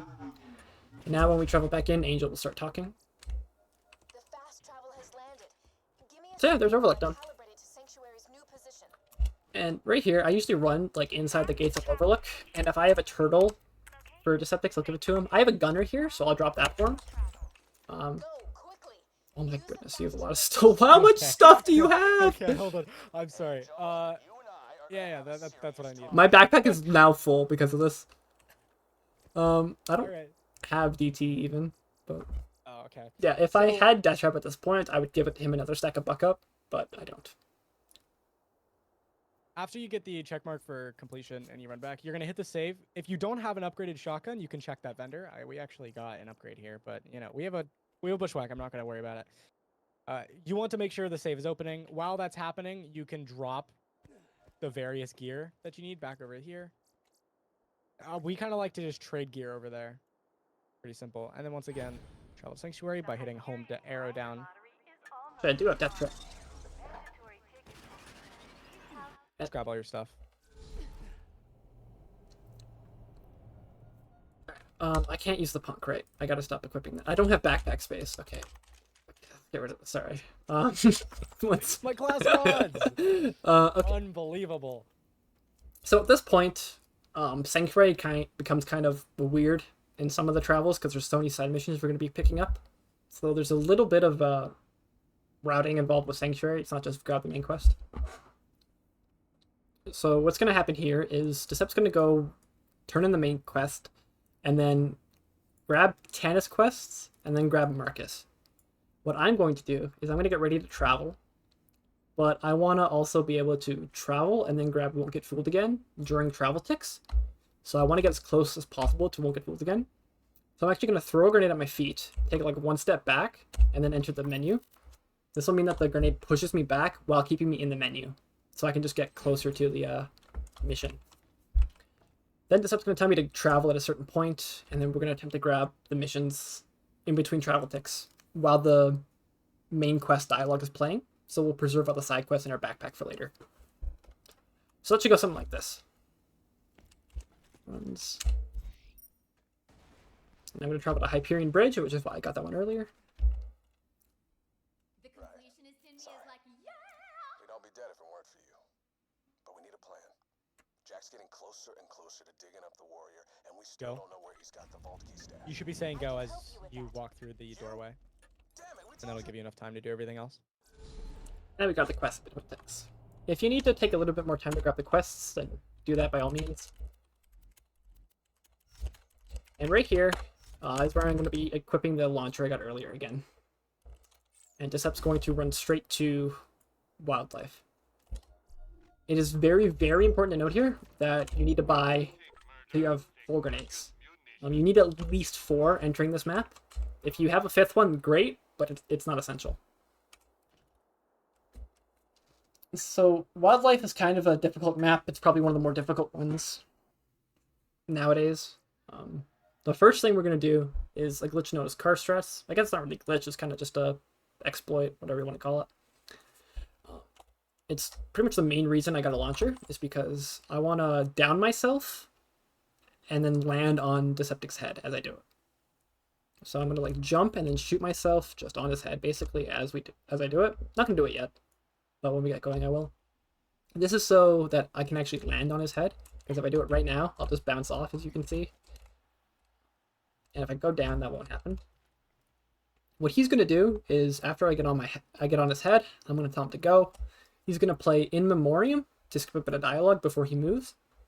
And then he's going to run up to Mordecai, talk to him while reviving me. And then he's going to drop me off basically at a certain point by reviving me. He's going to run up to Mordecai. I'm going to go do an out of bounds, and then he's going to go do the quest. That's the gist of it, basically. And then I guess we'll go from there. So I'm probably not going to give a lot of information for like the first half of this map, because it's really all about the host character here. My job is practically just story, and I play a single quest along the way. That's about it. Mm-hmm. So if you hear nothing from me, because the host needs to talk more. So it'll be something like this. I'll jump on his head and then say go. Make sure to crawl a little forward here so we can revive you easier. Then you can pull out your shotgun again. Try not to look at an enemy at this point, because you want to look at an enemy at a certain point to trigger dialogue. When I see Axton in the air, I look at the rack there to trigger dialogue. It didn't work this time for some reason, but oh well. Now I'm going to come to here, and I'm going to do a jump up this piece of collision right here. That jumps can be kind of awkward. I would recommend giving it some practice. This one's also awkward too. You want to jump, and then about halfway through, start holding A to push up against the collision. And then you want to follow my path up here. Just follow where I go here, on top of this building. And I have an in-depth guide going into this in much more detail on my YouTube channel, if you want to get a better explanation. Once you get to here, do a grenade jump. And then here, we need a bit more height than one grenade can give us. So we want to do a double nade. Throw one up, melee 3 times, look down, throw a second one. And that should get you up here. Do one final grenade, and then you're up here. Then you want to do this jump here, which is again really finicky. But give it some practice and you'll be good. And you want to follow just my line up this collision, up to this little yellow bit, and you can walk straight through these pillars here. And then you're going to hit a save right here through the wall, and as soon as you hit that save, you can tell your Axton to die. You're going to jump into a death plane, to death warp, and I'm going to run back here to fall underneath the map and hit a death plane as well.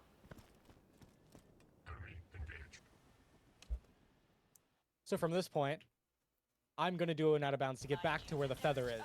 If you follow my path here, we're going to jump onto this pipe. Getting Shaman's in the air. Hopefully not dying. I believe.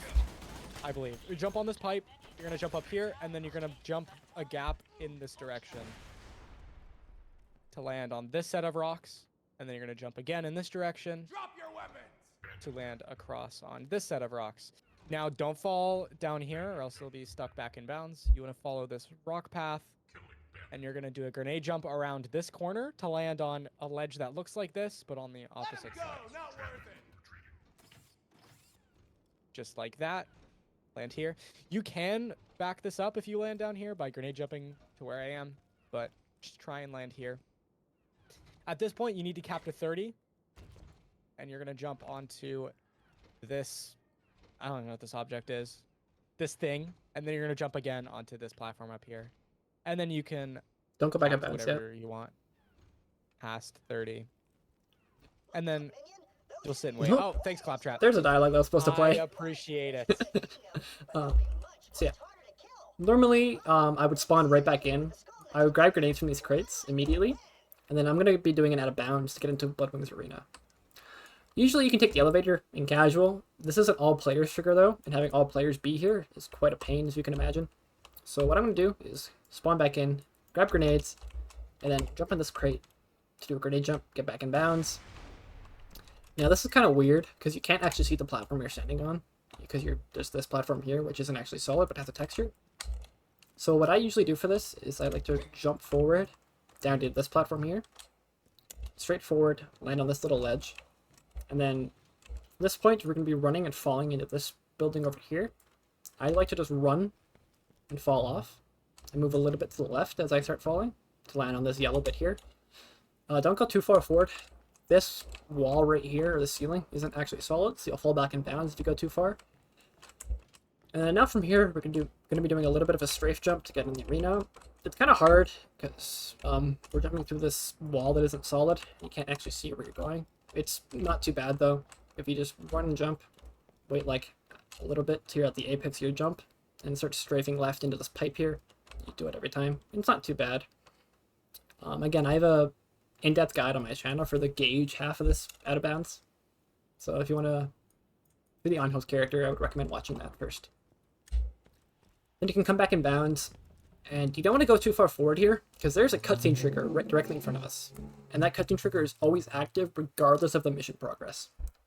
And that's very bad, because if you run too full forward and trigger the cutscene early, then you will completely hardlock your game and will not be able to finish the run. So I like to stand basically just before, like there's the halfway mark in this crate here, between the two poles there. I just try not to go past that. I stay on this side of it. And that'll make sure I don't actually hit the cutscene trigger too early. So, as we're doing this, once you've reached here, you should be playing hidden journals before falling back in bounds, and then you're going to make your way to the feather, pick up the feather, and then the host is going to walk into the cutscene trigger.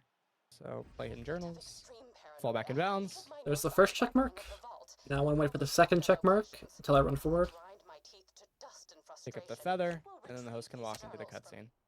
Want Bloodwing back, huh? Shame. If you don't see that second check mark and you hit the cutscene trigger, you will hardlock your game and not be able to continue at all. But heck with it. This is all yours. So after this cutscene, I'm going to put on my Vlad and restack infinite ammo, because I have a bushwhack now with 3 shots instead of 2. So I'm going to shoot my Vlad until it consumes 2 ammo in a row, and once it does that, I can start stacking again. Just like that. I'm going to merge my 3rd sniper that I have kept, and now I'm going to start speccing into Cooking Up Trouble. If you have a new shotgun at this point, you want to make sure the Gaige has it. So if it's if like the Axton has a shotgun, you can swap over to Overlook. But the Gaige is going to be the one doing the fight here, so she wants the shotgun for this fight.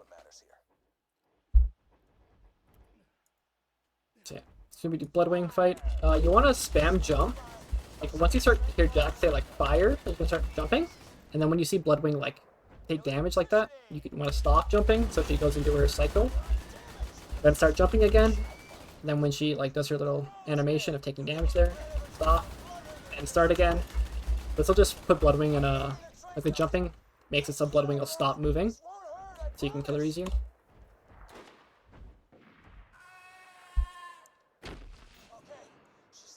And So go on. So to get back inbounds. Yes, to get back inbounds from here, you want to jump this gap onto this platform over here. Make sure you don't fall because you can't actually fall there. So you jump over here, and then you'll jump onto this platform, and then you can just walk back inbounds just like that.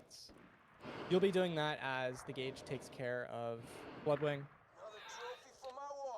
So after you've defeated the corrosive phase of Bloodwing, and you see the health bar go away, Mordecai will start playing a line. He'll start saying, like, Tranquila blood, this won't hurt, I promise. After he says that, you can, you want to open your inventory. You can take off your shield, and then you want to play Splinter Group, is usually what we'll play. And then that'll skip the last line Mordecai has. It's already played in this, in our game here, because we're going a bit slower. But yeah, typically as soon as Bloodwing's dead, take off your shield, wait for Mordecai to say, Tranquila blood, this won't hurt, I promise. He stops talking, you play Splinter Group, exit your menu, Accidental Travel, you go for a buck up, and then grab the upgrade.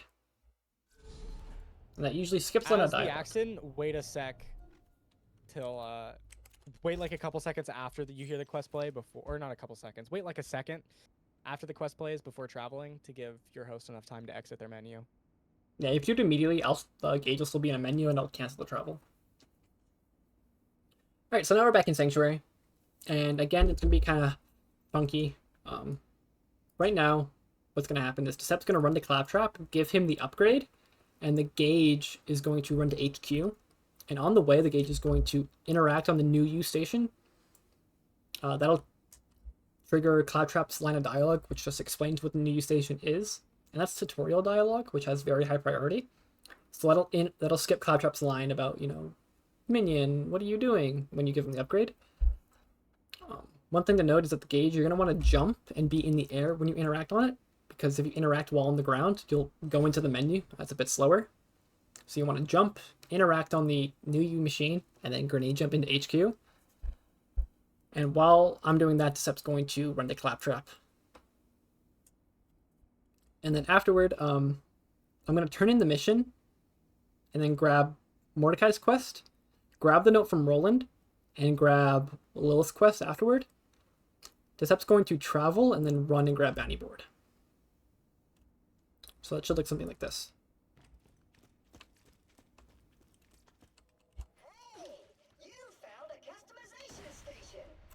I'm going to travel once I hear Claptrap say points.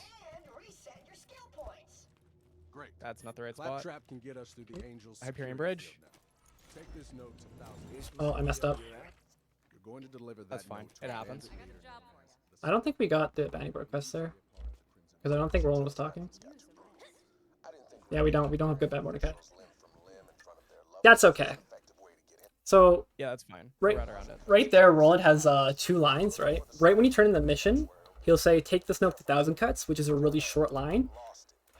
Typically, you grab Mordecai's quest underneath that line, and then grab the note from Roland, and that'll trigger the next line of dialogue, which also has high priority. And you grab Lil's quest and the Bounty Board underneath that one.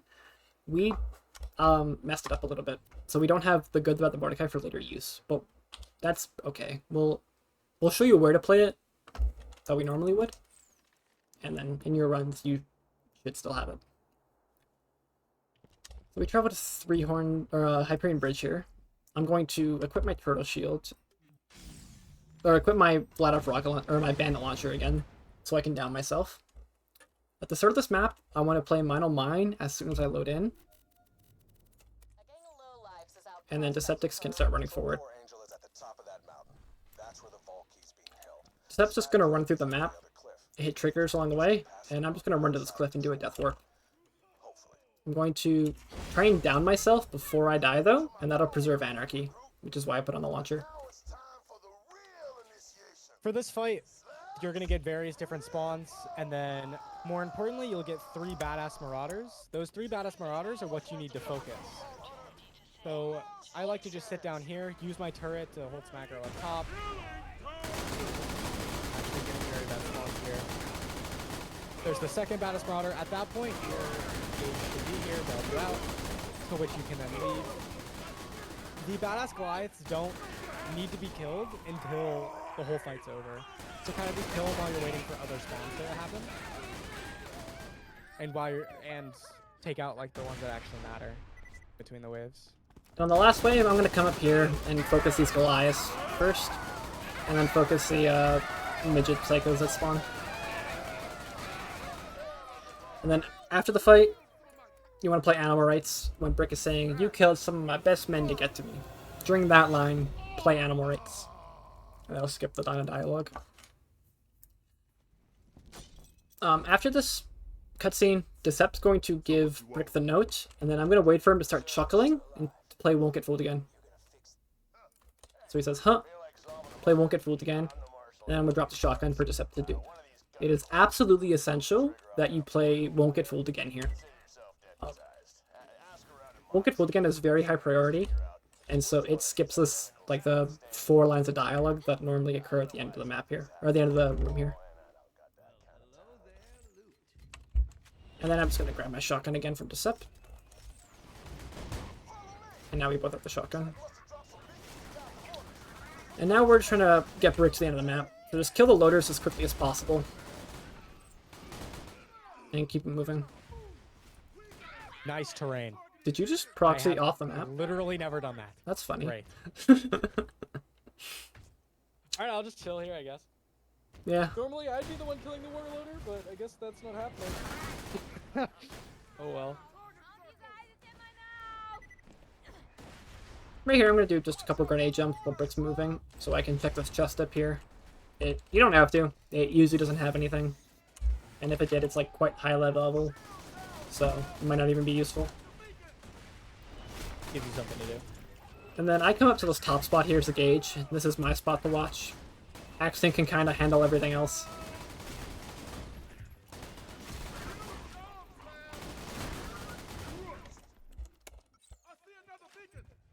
And I'm going to be putting all my points at this point into cooking up trouble.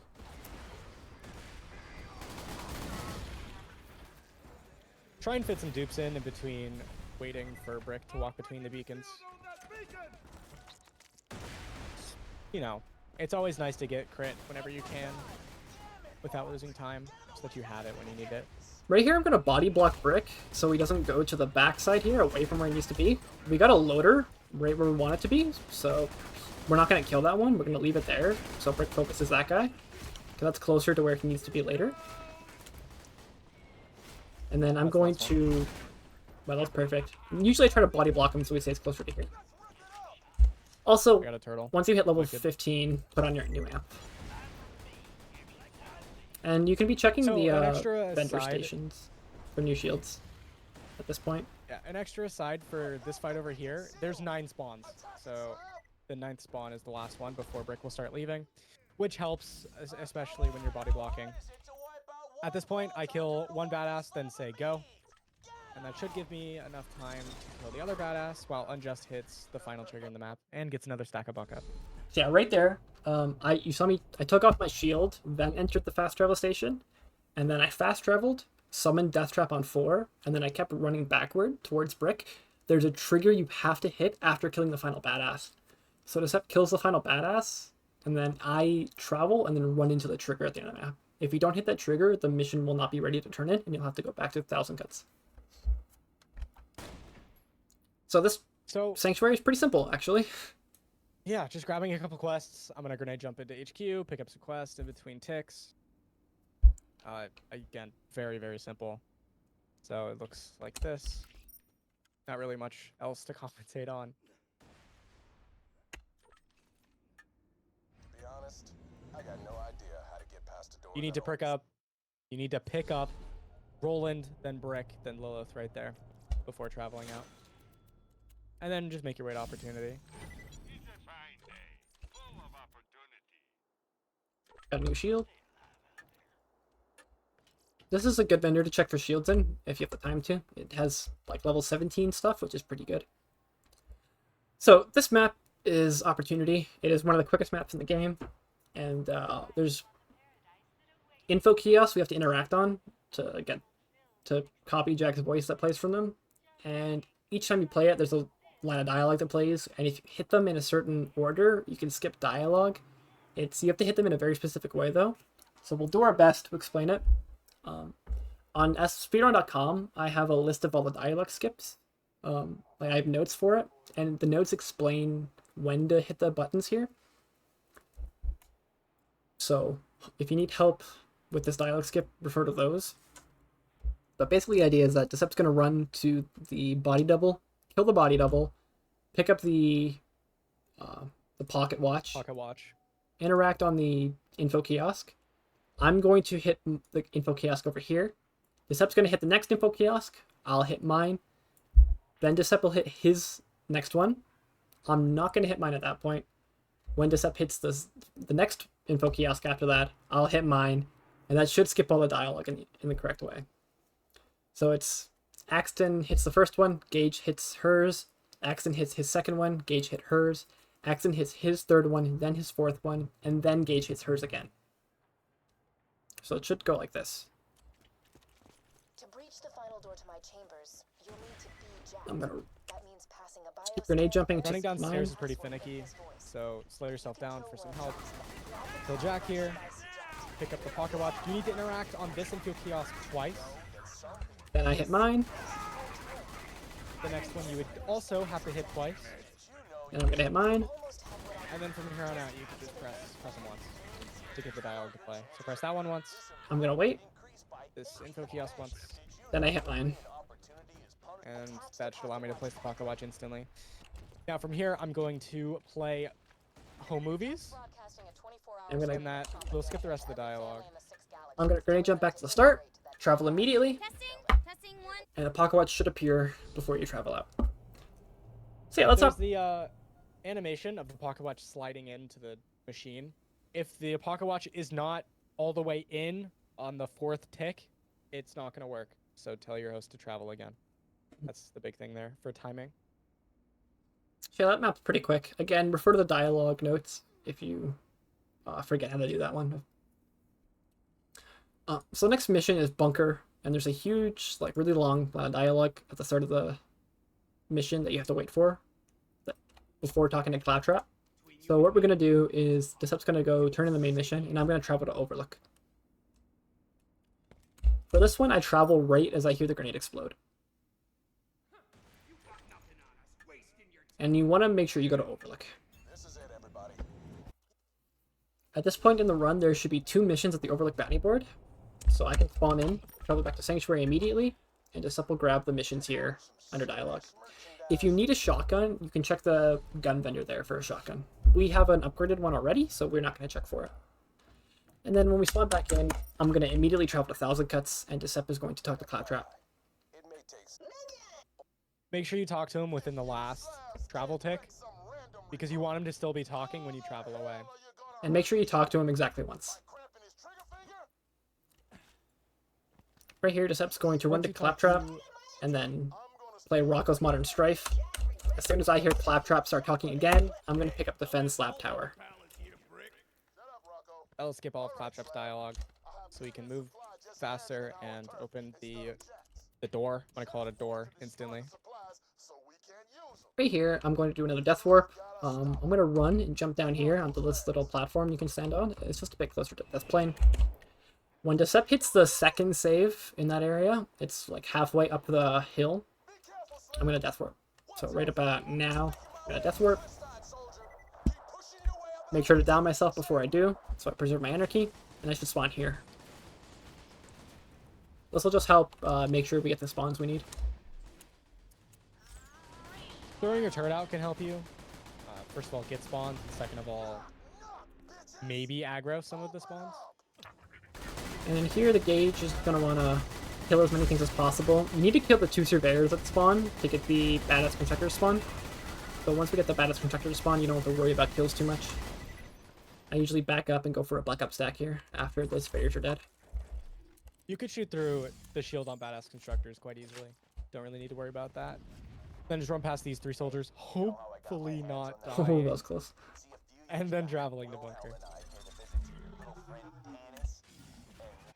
At the start of the map here, I'm going to switch back to the main quest. You can tell it's the main quest because it has a vault symbol as the icon. And that'll just help us keep an eye on where the enemies spawn. Now, as I make my way up to the first autocannon, there's going to be some dialogue that plays. I'm going to slow down as I walk past the... I'm calling it a door again. It's a hologram wall. You get the idea. I'm going to slow down there to make sure the dialogue plays in a certain order. If Brick is talking about destroying the autocannons, as you get up to the autocannon, wait for him to shut up. Otherwise, if he's not talking, then you can kill the autocannon. So that looks like this. I'm going to run up. Slow down right here. And then Jack is talking here, and you have the objective destroy autocannon, which means you can kill the autocannon. If Brick is talking to you about destroying the autocannon there, do not kill it until he shuts up. That's very important, because if you kill that autocannon too early, you will not be able to progress the quest whatsoever. Then I'm going to come up top here as well, do a little grenade jump like you just saw, and then I'm going to help out a little bit with the autocannons. I'm not going to stay for the whole fight, because I need to do an out of bounds to get in position to travel early. So I usually leave around the time that 6 autocannons are dead. They're all over by the step already, so I'm just going to go now. Make sure you have at least 1 grenade saved when you go out of bounds here. You want to come to this platform here, and just run, fall down here, up, and you can walk right through this cliff here, and fall all the way down to the bottom. And make sure you hit this button. It is very important to hit this button, and you want to do it before the cutscene that plays is about to start. Once you've killed the last autocannon, you should stand on this spot right here. That's not very good. That's Why fair. are the lasers over here? I'm not going to be standing at the spot that I just talked about. Now we're here. Okay. You should be standing right here.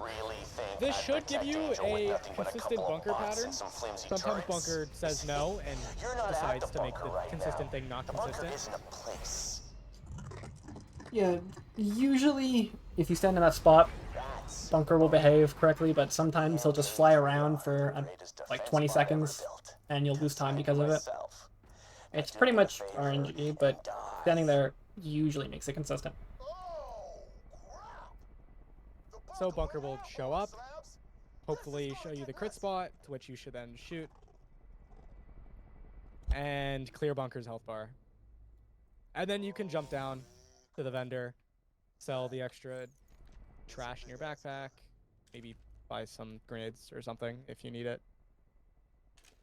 But we're just waiting for bunker to go to death cycle, and you can conveniently shoot bunker from where I'm standing. As the Gaige here, I'm going to stand like right where these blue lines, all the 3 of them, I stand right about there, and take off my shield to do a buck up in a little bit.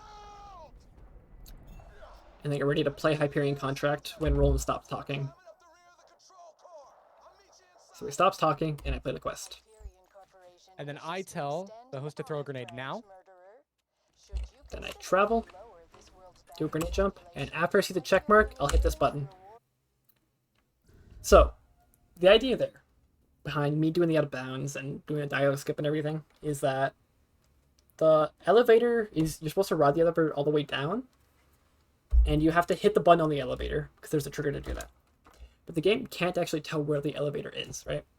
So, we've moved the elevator to the bottom of the shaft before we're supposed to, and then Decep hits the triggers up top, and that will make it so I can hit the trigger for the button as we're traveling out.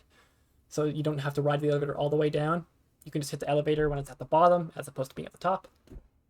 And that'll save a bit of time, basically. Now we're in this. Their way of making sure that you've rode the elevator is there's a trigger for pushing the button, and then there's a trigger for being at the bottom of the shaft. I want to note my timing for when to say go is when the like scanner thing hits the top of where it needs to be. I hope that makes sense. The scanner like moves up and down, scans you, and then it'll hit the top, and then you should be able to interact on the Pocket, the voice modulator thing to test your voice. But that's when I say go, is when the scanner hits the uppermost part. Yeah, so in this map, all we have to do is just run forward here. The Axton is going to travel out immediately, and the Gaige has to get just near this button. Axton can hit it. That button's an all players trigger. What this does is it skips the cutscene of meeting Angel. And I'm going to travel back in, and this is where I'll get my buck up. When we spawn in here, I'm going to wait for Angel to stop talking, and then play Rackaholics Anonymous. Bloodwing's dead. And then Decep's going to shoot the injectors, and we can start the wave fight. But I need a drink. So the big thing to note for Control Core Angel is that the first 3 to 4 waves, I'm going to go with 4, have 4 spawns in them. You'll get 3 at the start, and then after you kill the first one, a 4th enemy will start spawning. So it's important that you kill the first enemy that appears as soon as possible. That's the only way you can really speed up the beginning part of the segment, is just looking at what enemy spawns first. I'm pretty sure it's the ion loader right here. So that you can spawn the 4th as soon as possible.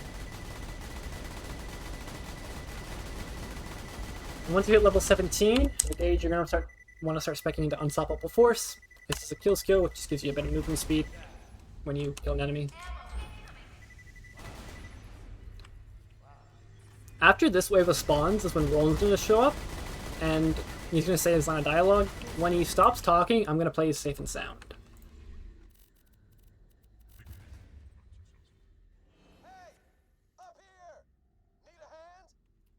He says, "Hey, up here, need a hand."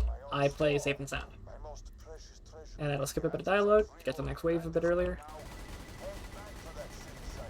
It's the Gaige's job here to make sure that the defense turrets are all taken out. Axton can't really do a whole lot of damage to them because they don't have a crit spot. So if you're ever going down to those, yell at your Gaige. Oh, I have a new amp now. Heck yeah.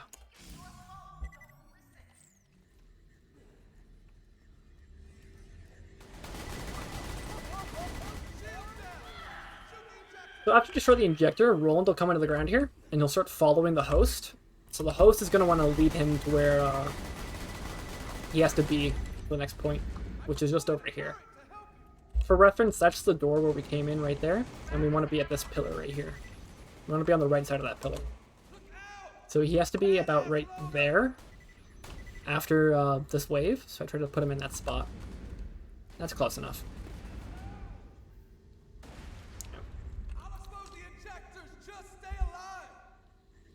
So if he's in any other spot around the map, he'll have to run all the way over to here and then start climbing up this. But if you put him in position early, he'll just do it immediately. There's really no intricacies to what the Axton does here.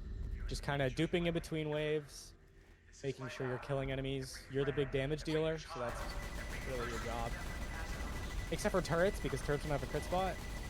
If you die to a turret, you'll let your Gaige. It's required. Yes, it is. It's required to complain if you die to a turret. So after this next wave of enemies, the injector will fall. We're going to destroy it, and then Roland will like say, "Ah, crap." After he says crap, I'm going to play Clan War. So I'm going to do my menu. And then I play Clan War. And I want to start running to basically the opposite side of the bubble from where Roland lands. That's where he needs to be. He needs to be right here at the end. So I try to stand near that. So for this wave, you're going to get 3 normal spawns and 2 badasses. Make sure you kill 1 badass as soon as possible, because that's your time gig, is waiting on the 3rd badass to spawn. I've got you. This isn't over. Stay on your toes. Same thing here. You get 3 badasses this wave, so just kill 1 as quick as possible. So you get another one to spawn. And after this next wave, we're going to be doing a diagonal skip. So once Jack starts talking, you want to kill the 2 enemies that spawn. Then a third one will spawn. And basically, before you kill them, you want to... I'm going to play an Echo. Deceptix is going to play a quest, Stalker of Stalkers. And then I'm going to play a second Echo to interrupt that quest. So it'll be like this. He kills the enemy, and then we shoot the injector. This again does a sequence skip, and that'll skip the last little bit of dialogue. I'm going to give my Axton the launcher I had, so he can get himself too.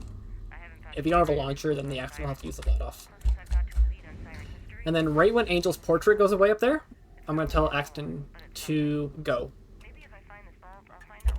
And then I'm going to turn on everything texture. So, one quick thing to note there is for that dialogue skip, the way it has to work is the Echo has to be played, the first one, then Stalker of Stalkers gets played, and then once the Gaige hears Hammerlock talking, play the second Echo, and that'll achieve the quest or the sequence skip. If Lilith is talking at all, if she like teleports and says whatever line, like some random line she can say, then that'll mess it up. So make sure Lilith is not talking when you're going for that. And then just kill the enemy and the last injector as quickly as possible. So we travel back, and the Axton does a death warp. We do not have a save station hit in this map, so it's just going to default to spawning me at the fast travel, which is good because we need to go back to Sanctuary. I'm going to go for... Again, this is a one-way travel, so you're going to automatically be hovering over Oasis when you enter, so just hit down and then go to Sanctuary. And I'm going to go for a buck up here. You basically want to be going for a buck up as the Gaige whenever you can. Now we're back in Sanctuary. Decept's going to go turn in. I'm going to travel when I hear Marcus say there. How'd you get back there? Oh, friggin' Vault Hunter. All we got left. But again, find the travel timing that works for you. Decept's also going to grab Marcus and Brick, or Mordecai and Brick under dialogue. I'm going to grab Lilith's, or Ellie's quests under her dialogue. And then if you got Ellie talk earlier, I'm also going to grab logins here. If you don't have that quest there, then don't worry about it. Then you can do like... Make sure you put on your shield at some point. Yeah, it's very important. Also, Gaige, make sure you get a car. That's also very important. You need a car. So my job here is just drive to Southern, or Sawtooth Cauldron. I'm getting every name wrong right now. Welcome to the Eridium Blight. See, I drive to Sawtooth Cauldron. Decept's going to run to the Arid Nexus bridge and play Bearer of Bad News to skip the Hyperion robot voice. Yeah, so I'm running to this trigger. Once I hear the robot voice, I'm going to play Bearer of Bad News. Sanctuary don't know about rolling. And then I just can pretty much travel as soon as he gets there. It's important that you aren't at, or you aren't leaving to Sawtooth Cauldron until you hear Brick start talking. Brick doesn't need to finish talking, but he at least needs to be talking for that to work. So, Sawtooth Cauldron is a pretty difficult map. There's a lot of enemies in tight quarters, which is a real big reason why it's important to get an upgraded shield for the Axton at some point. So the idea for this map is once you spawn in, we're going to... The Axton's just going to blitz straight to the elevator where mortar spawns. But if he goes really quickly, he'll actually run past a trigger that will need to hit. The unfortunate thing is that trigger doesn't spawn until Brick finishes talking here. So the Axton's going to run ahead to the elevator where mortar usually is, and the Gaige is going to do a couple grenade jumps to get to that trigger that you need to hit at the entrance of Guano Grotto. And then I'm going to play a quest once I hear mortar start talking, and then Decept's going to continue killing the ambush commanders. So that'll go something like this. Gaige is going to want to do a grenade jump here, and then a grenade jump off the cliff as well, to get there quickly enough.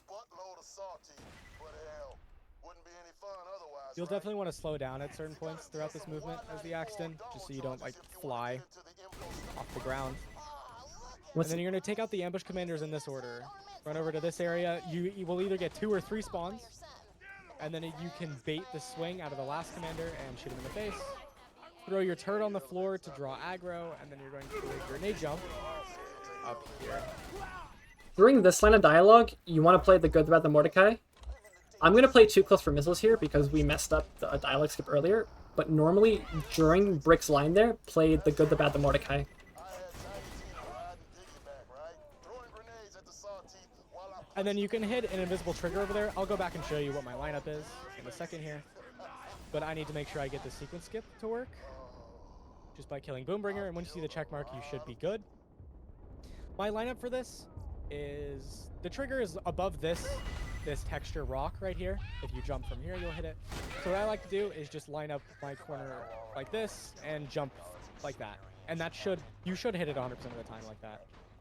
and ask yourself if I could kill the wise leader So, of the raiders without breaking a sweat. normally the way that what would happen there is you kill the ambush commanders, Brick will start talking, then you kind of want to play the quest, the good, the bad, the Mordecai a little bit later. The way the dialogue works is you want Brick to be talking, the quest to play, and then that trigger that Deception showed you how to hit, you want to hit that trigger after the quest has been played, and this will also achieve a sequence skip, which again is just a really good dialogue skip. Then the Axton is going to blaze through the rest of destroying Boombringer, and if you kill Boombringer quick enough, then you've done the dialogue skip, and you can come right back to the elevator. Then here you want to run into the elevator as quickly as possible. Sometimes you can't kill Mortar that quickly, so you want to run in and then kill Mortar. Doesn't really matter. So if you have too close for missiles at this point, you want to play it as you get close to the top of the elevator. If you don't have it, don't worry about it. You can use it as a backup too, but typically play it before you reach the top here to skip this line of dialogue. It doesn't really save any time, it just makes it a slightly bit easier. Gets the buzzards to spawn a bit earlier. And now we're just trying to clear spawns up here and kill the buzzards. 2, 3, As a Gaige, 4, 5. I'm gonna come over here, play capture the flags after they're all dead, and then I'm gonna interact on these two. It's important that you interact on the crates in a certain order. So follow the order that I do on my side and follow the order that Just is on his side.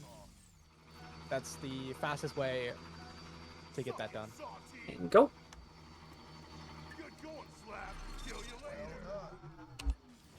And then you can travel out a little bit early. You can time it with position with the buzzards. And as soon as you get the check mark, you're done. You want to area travel out of Sawtooth, because that's closer to Eridium Blight.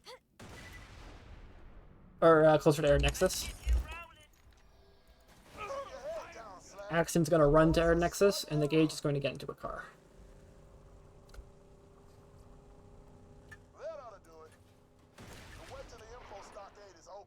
So Gaige's only responsibility in this map is Pump Station 2. So I'm just going to drive there and do the pump station stuff there. The Axton, on the other hand, has to do literally everything else. So turn in the quest, hit the pipeline trigger, and then you're going to make your way over to Pump Station 1. Pull both these levers, run directly to Pump Station 3. While you're on your way to Pump Station 3, try and aggro as many spawns as possible, because you do not want your Gaige to get spawns. It'll make their life much easier if they don't have any spawns at Pump Station 2. Otherwise, pretty much just running through like normal. And Pump Station 3. as a Gaige, you saw me destroy my car before I entered here. It gives me unstoppable force for movement speed, and it also makes the menuing for the Axton a bit easier. It's important that I get a saw blade technical here, because the hitbox is a little messed up, and I can hit the pipeline without actually hitting the pipeline. And then I get out of the car, and I'm going to do a simple grenade jump to get to the travel. Throw a grenade up here, time it correctly, jump on this ledge over here, and then you can run your way over to Badlands. And after I finish with my levers, I just hide and try to stay alive, so Axton can travel quicker. This map, super quick, super simple, just running through. Doesn't really require much explanation. Make sure you run against this ledge right here to trigger some dialogue. You need to trigger Jack's dialogue there. And then we're just making our way through the info stockade, going up the stairs, downloading the information. As a Gaige here, I'm going to travel when I hear Little Mouth. That usually works, depending on like if your Axton stubs his toe at some point throughout the area and like slows down a bit, the dialogue can get kind of messed up and like other people can be interrupting each other. That usually doesn't happen, and if it does, you kind of just have to guess at the timing of the dialogue. But more or less go on little when Jack says Lilith has quite the little mouth on her, and that should work. So here's the last sanctuary of the run. Much like the one we did following Overlook, is I'm going to throw a grenade at my feet and enter the fast travel station. I am going to be doing Won't Get Fooled again, but I'm actually going to be completing the mission. I'm going to be accusing one of the guys after Mordecai starts talking. That's going to skip his line of dialogue, and then Disup's going to talk to Claptrap right before we leave. So he's going to run to HQ, turn in the main story mission, and then when he jumps out of it, basically he's going to tell me to go. I'm going to travel to Eridium Blight, and then go talk to the guys to accuse, and Disup's going to talk to Claptrap. So like something like this.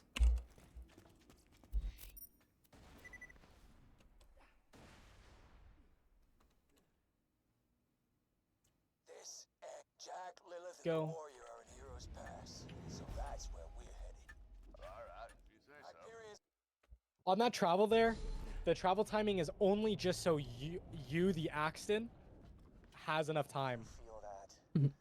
Otherwise, you're... Yeah, just make sure you have enough time to make it to Claptrap, because the Gaige will always have enough time to get to the You accused. do what you have to stop him from waking that warrior. And right here, I'm going to travel out to Sawtooth Cauldron. Typically, I'll travel when I hear Jack say the word aching. Waited. Go. The word aching might not be the best timing for you guys if you're running this, but find a timing that works for you again, and you can get better and better at them as you get going. Just make sure you talk to Claptrap before traveling out. Yeah, after you talk to Claptrap, there's a move trigger he has, and he takes so long to get to where he needs to go, so it is actually quicker to wait out the 8 seconds of the blue tunnel plus the travel timer, and then run all the way back. And now is when I'll get into a car and come join Deceptics.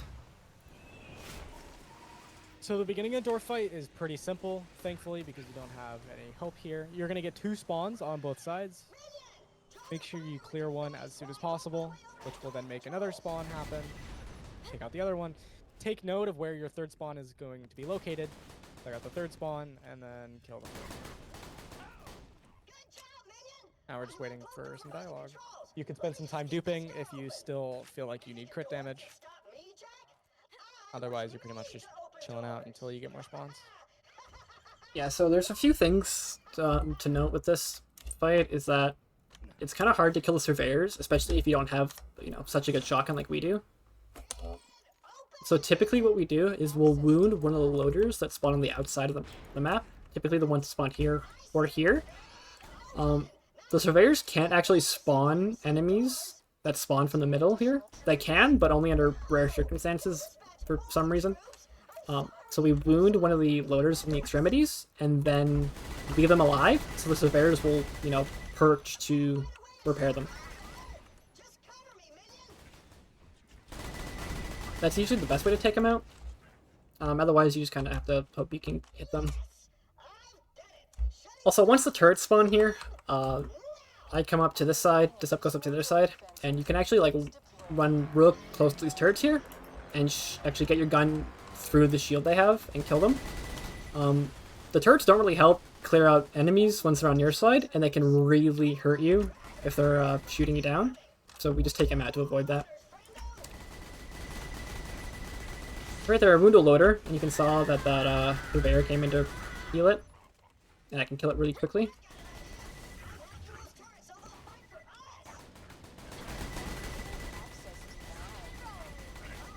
So you see, it made it really easy because all 3 of those purveyors came right in to get the loader instead of flying around.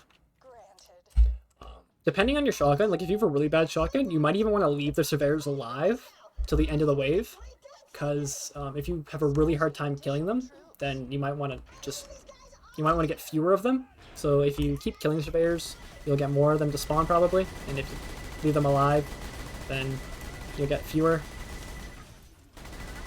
So if you're having a really hard time with them, just wait till the end of the round to kill them. End of the wave. But other than that, you just clear spawns as quickly as possible, and that's door fight. Once door fight's done, I'm going to be coming up near the turret, doing a couple grenade jumps, like so, to get to the door a bit earlier. And I'm gonna make my way back to the fast travel so I can pick up the bounty board quest to skip a line of dialogue coming up. so I'm going to wait here, and when I hear the word with, I will destroy Handsome Jack with. I'm going to travel. I grabbed the quest on tick number 3, And and then that should skip Claptrap's dialogue and allow you to continue alone. If Claptrap for some reason decides to not give you the check mark, the way you fix this is by traveling back and running up against the door again, which will trigger his dialogue. You do have to sit through the rest of it again, which is kind of unfortunate, but it at least allows you to finish.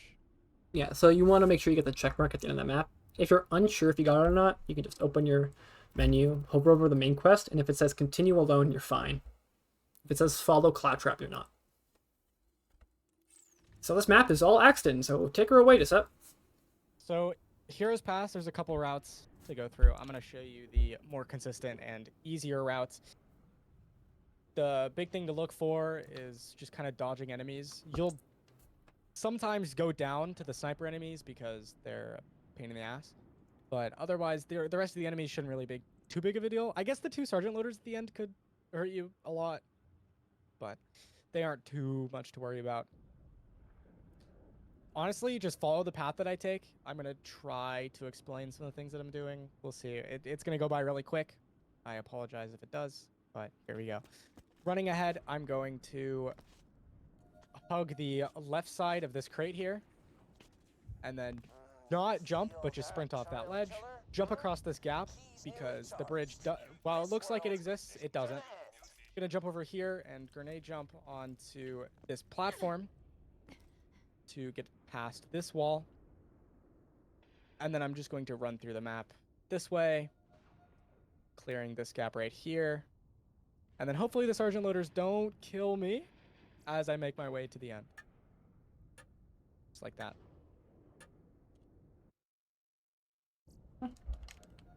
Vaults is also pretty simple.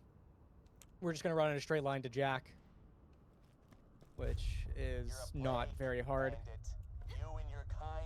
Like this, jump across the gap, make your way to the cutscene, and just kind of get ready to shoot him in the face afterwards. If you want, now is the time you can bind.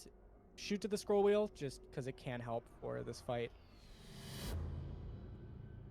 As the Gaige, you don't matter anymore in the run, because you don't move this quickly. There's only one objective, there's not multiple places we need to be, so I kind of just can do whatever. At this point, I usually do a grenade jump that we do in solo, just to, you know, have something to do, come say hi with my buddy. But at this point, yeah, the Gaige does nothing. No! The key's charged! I'm not dying yet. I guess technically the Gaige should come up to where the vault key is, because then you can, like, interact on it a little bit quicker, maybe. I win! But it doesn't really matter. Greatest helium power Pandora has ever seen. And it's mine to control!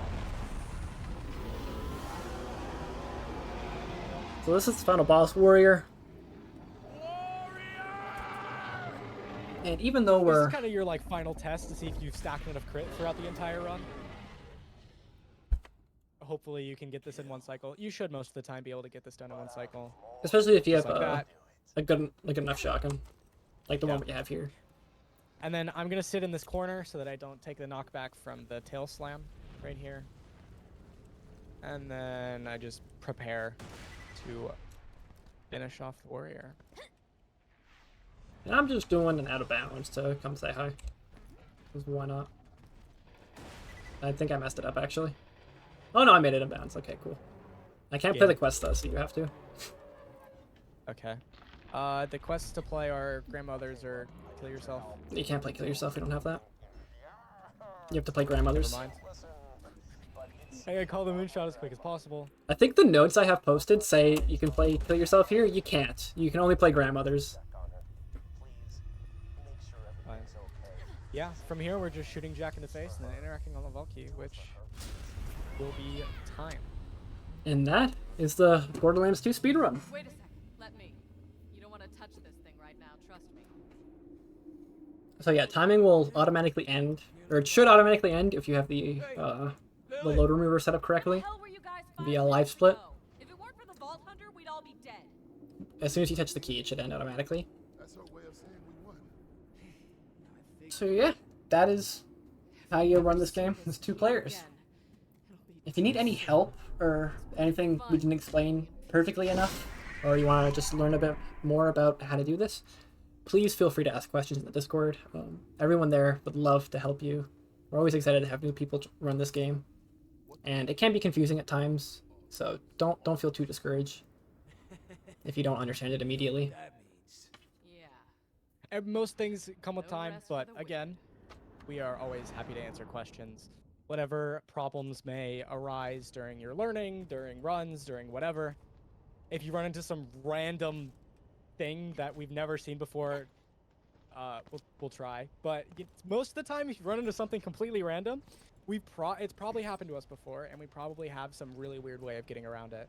So, again, we're happy to help, happy to answer like any questions, and yeah, that's pretty much it. One thing I will say is that it's probably, when you complete a run, if you want to actually submit to leaderboards, I slipped in Death Trap by mistake. It's a good idea just to open your bar menu and show that it's been disabled. You will need to show your bar at some point. I usually do it at the start of the run just so I don't forget, but you can do it at the end of the run just in case to make sure it's in your video. So yeah, that's how you run Borderlands 2. Thank you all for watching, and good luck on your runs. Good luck, you guys.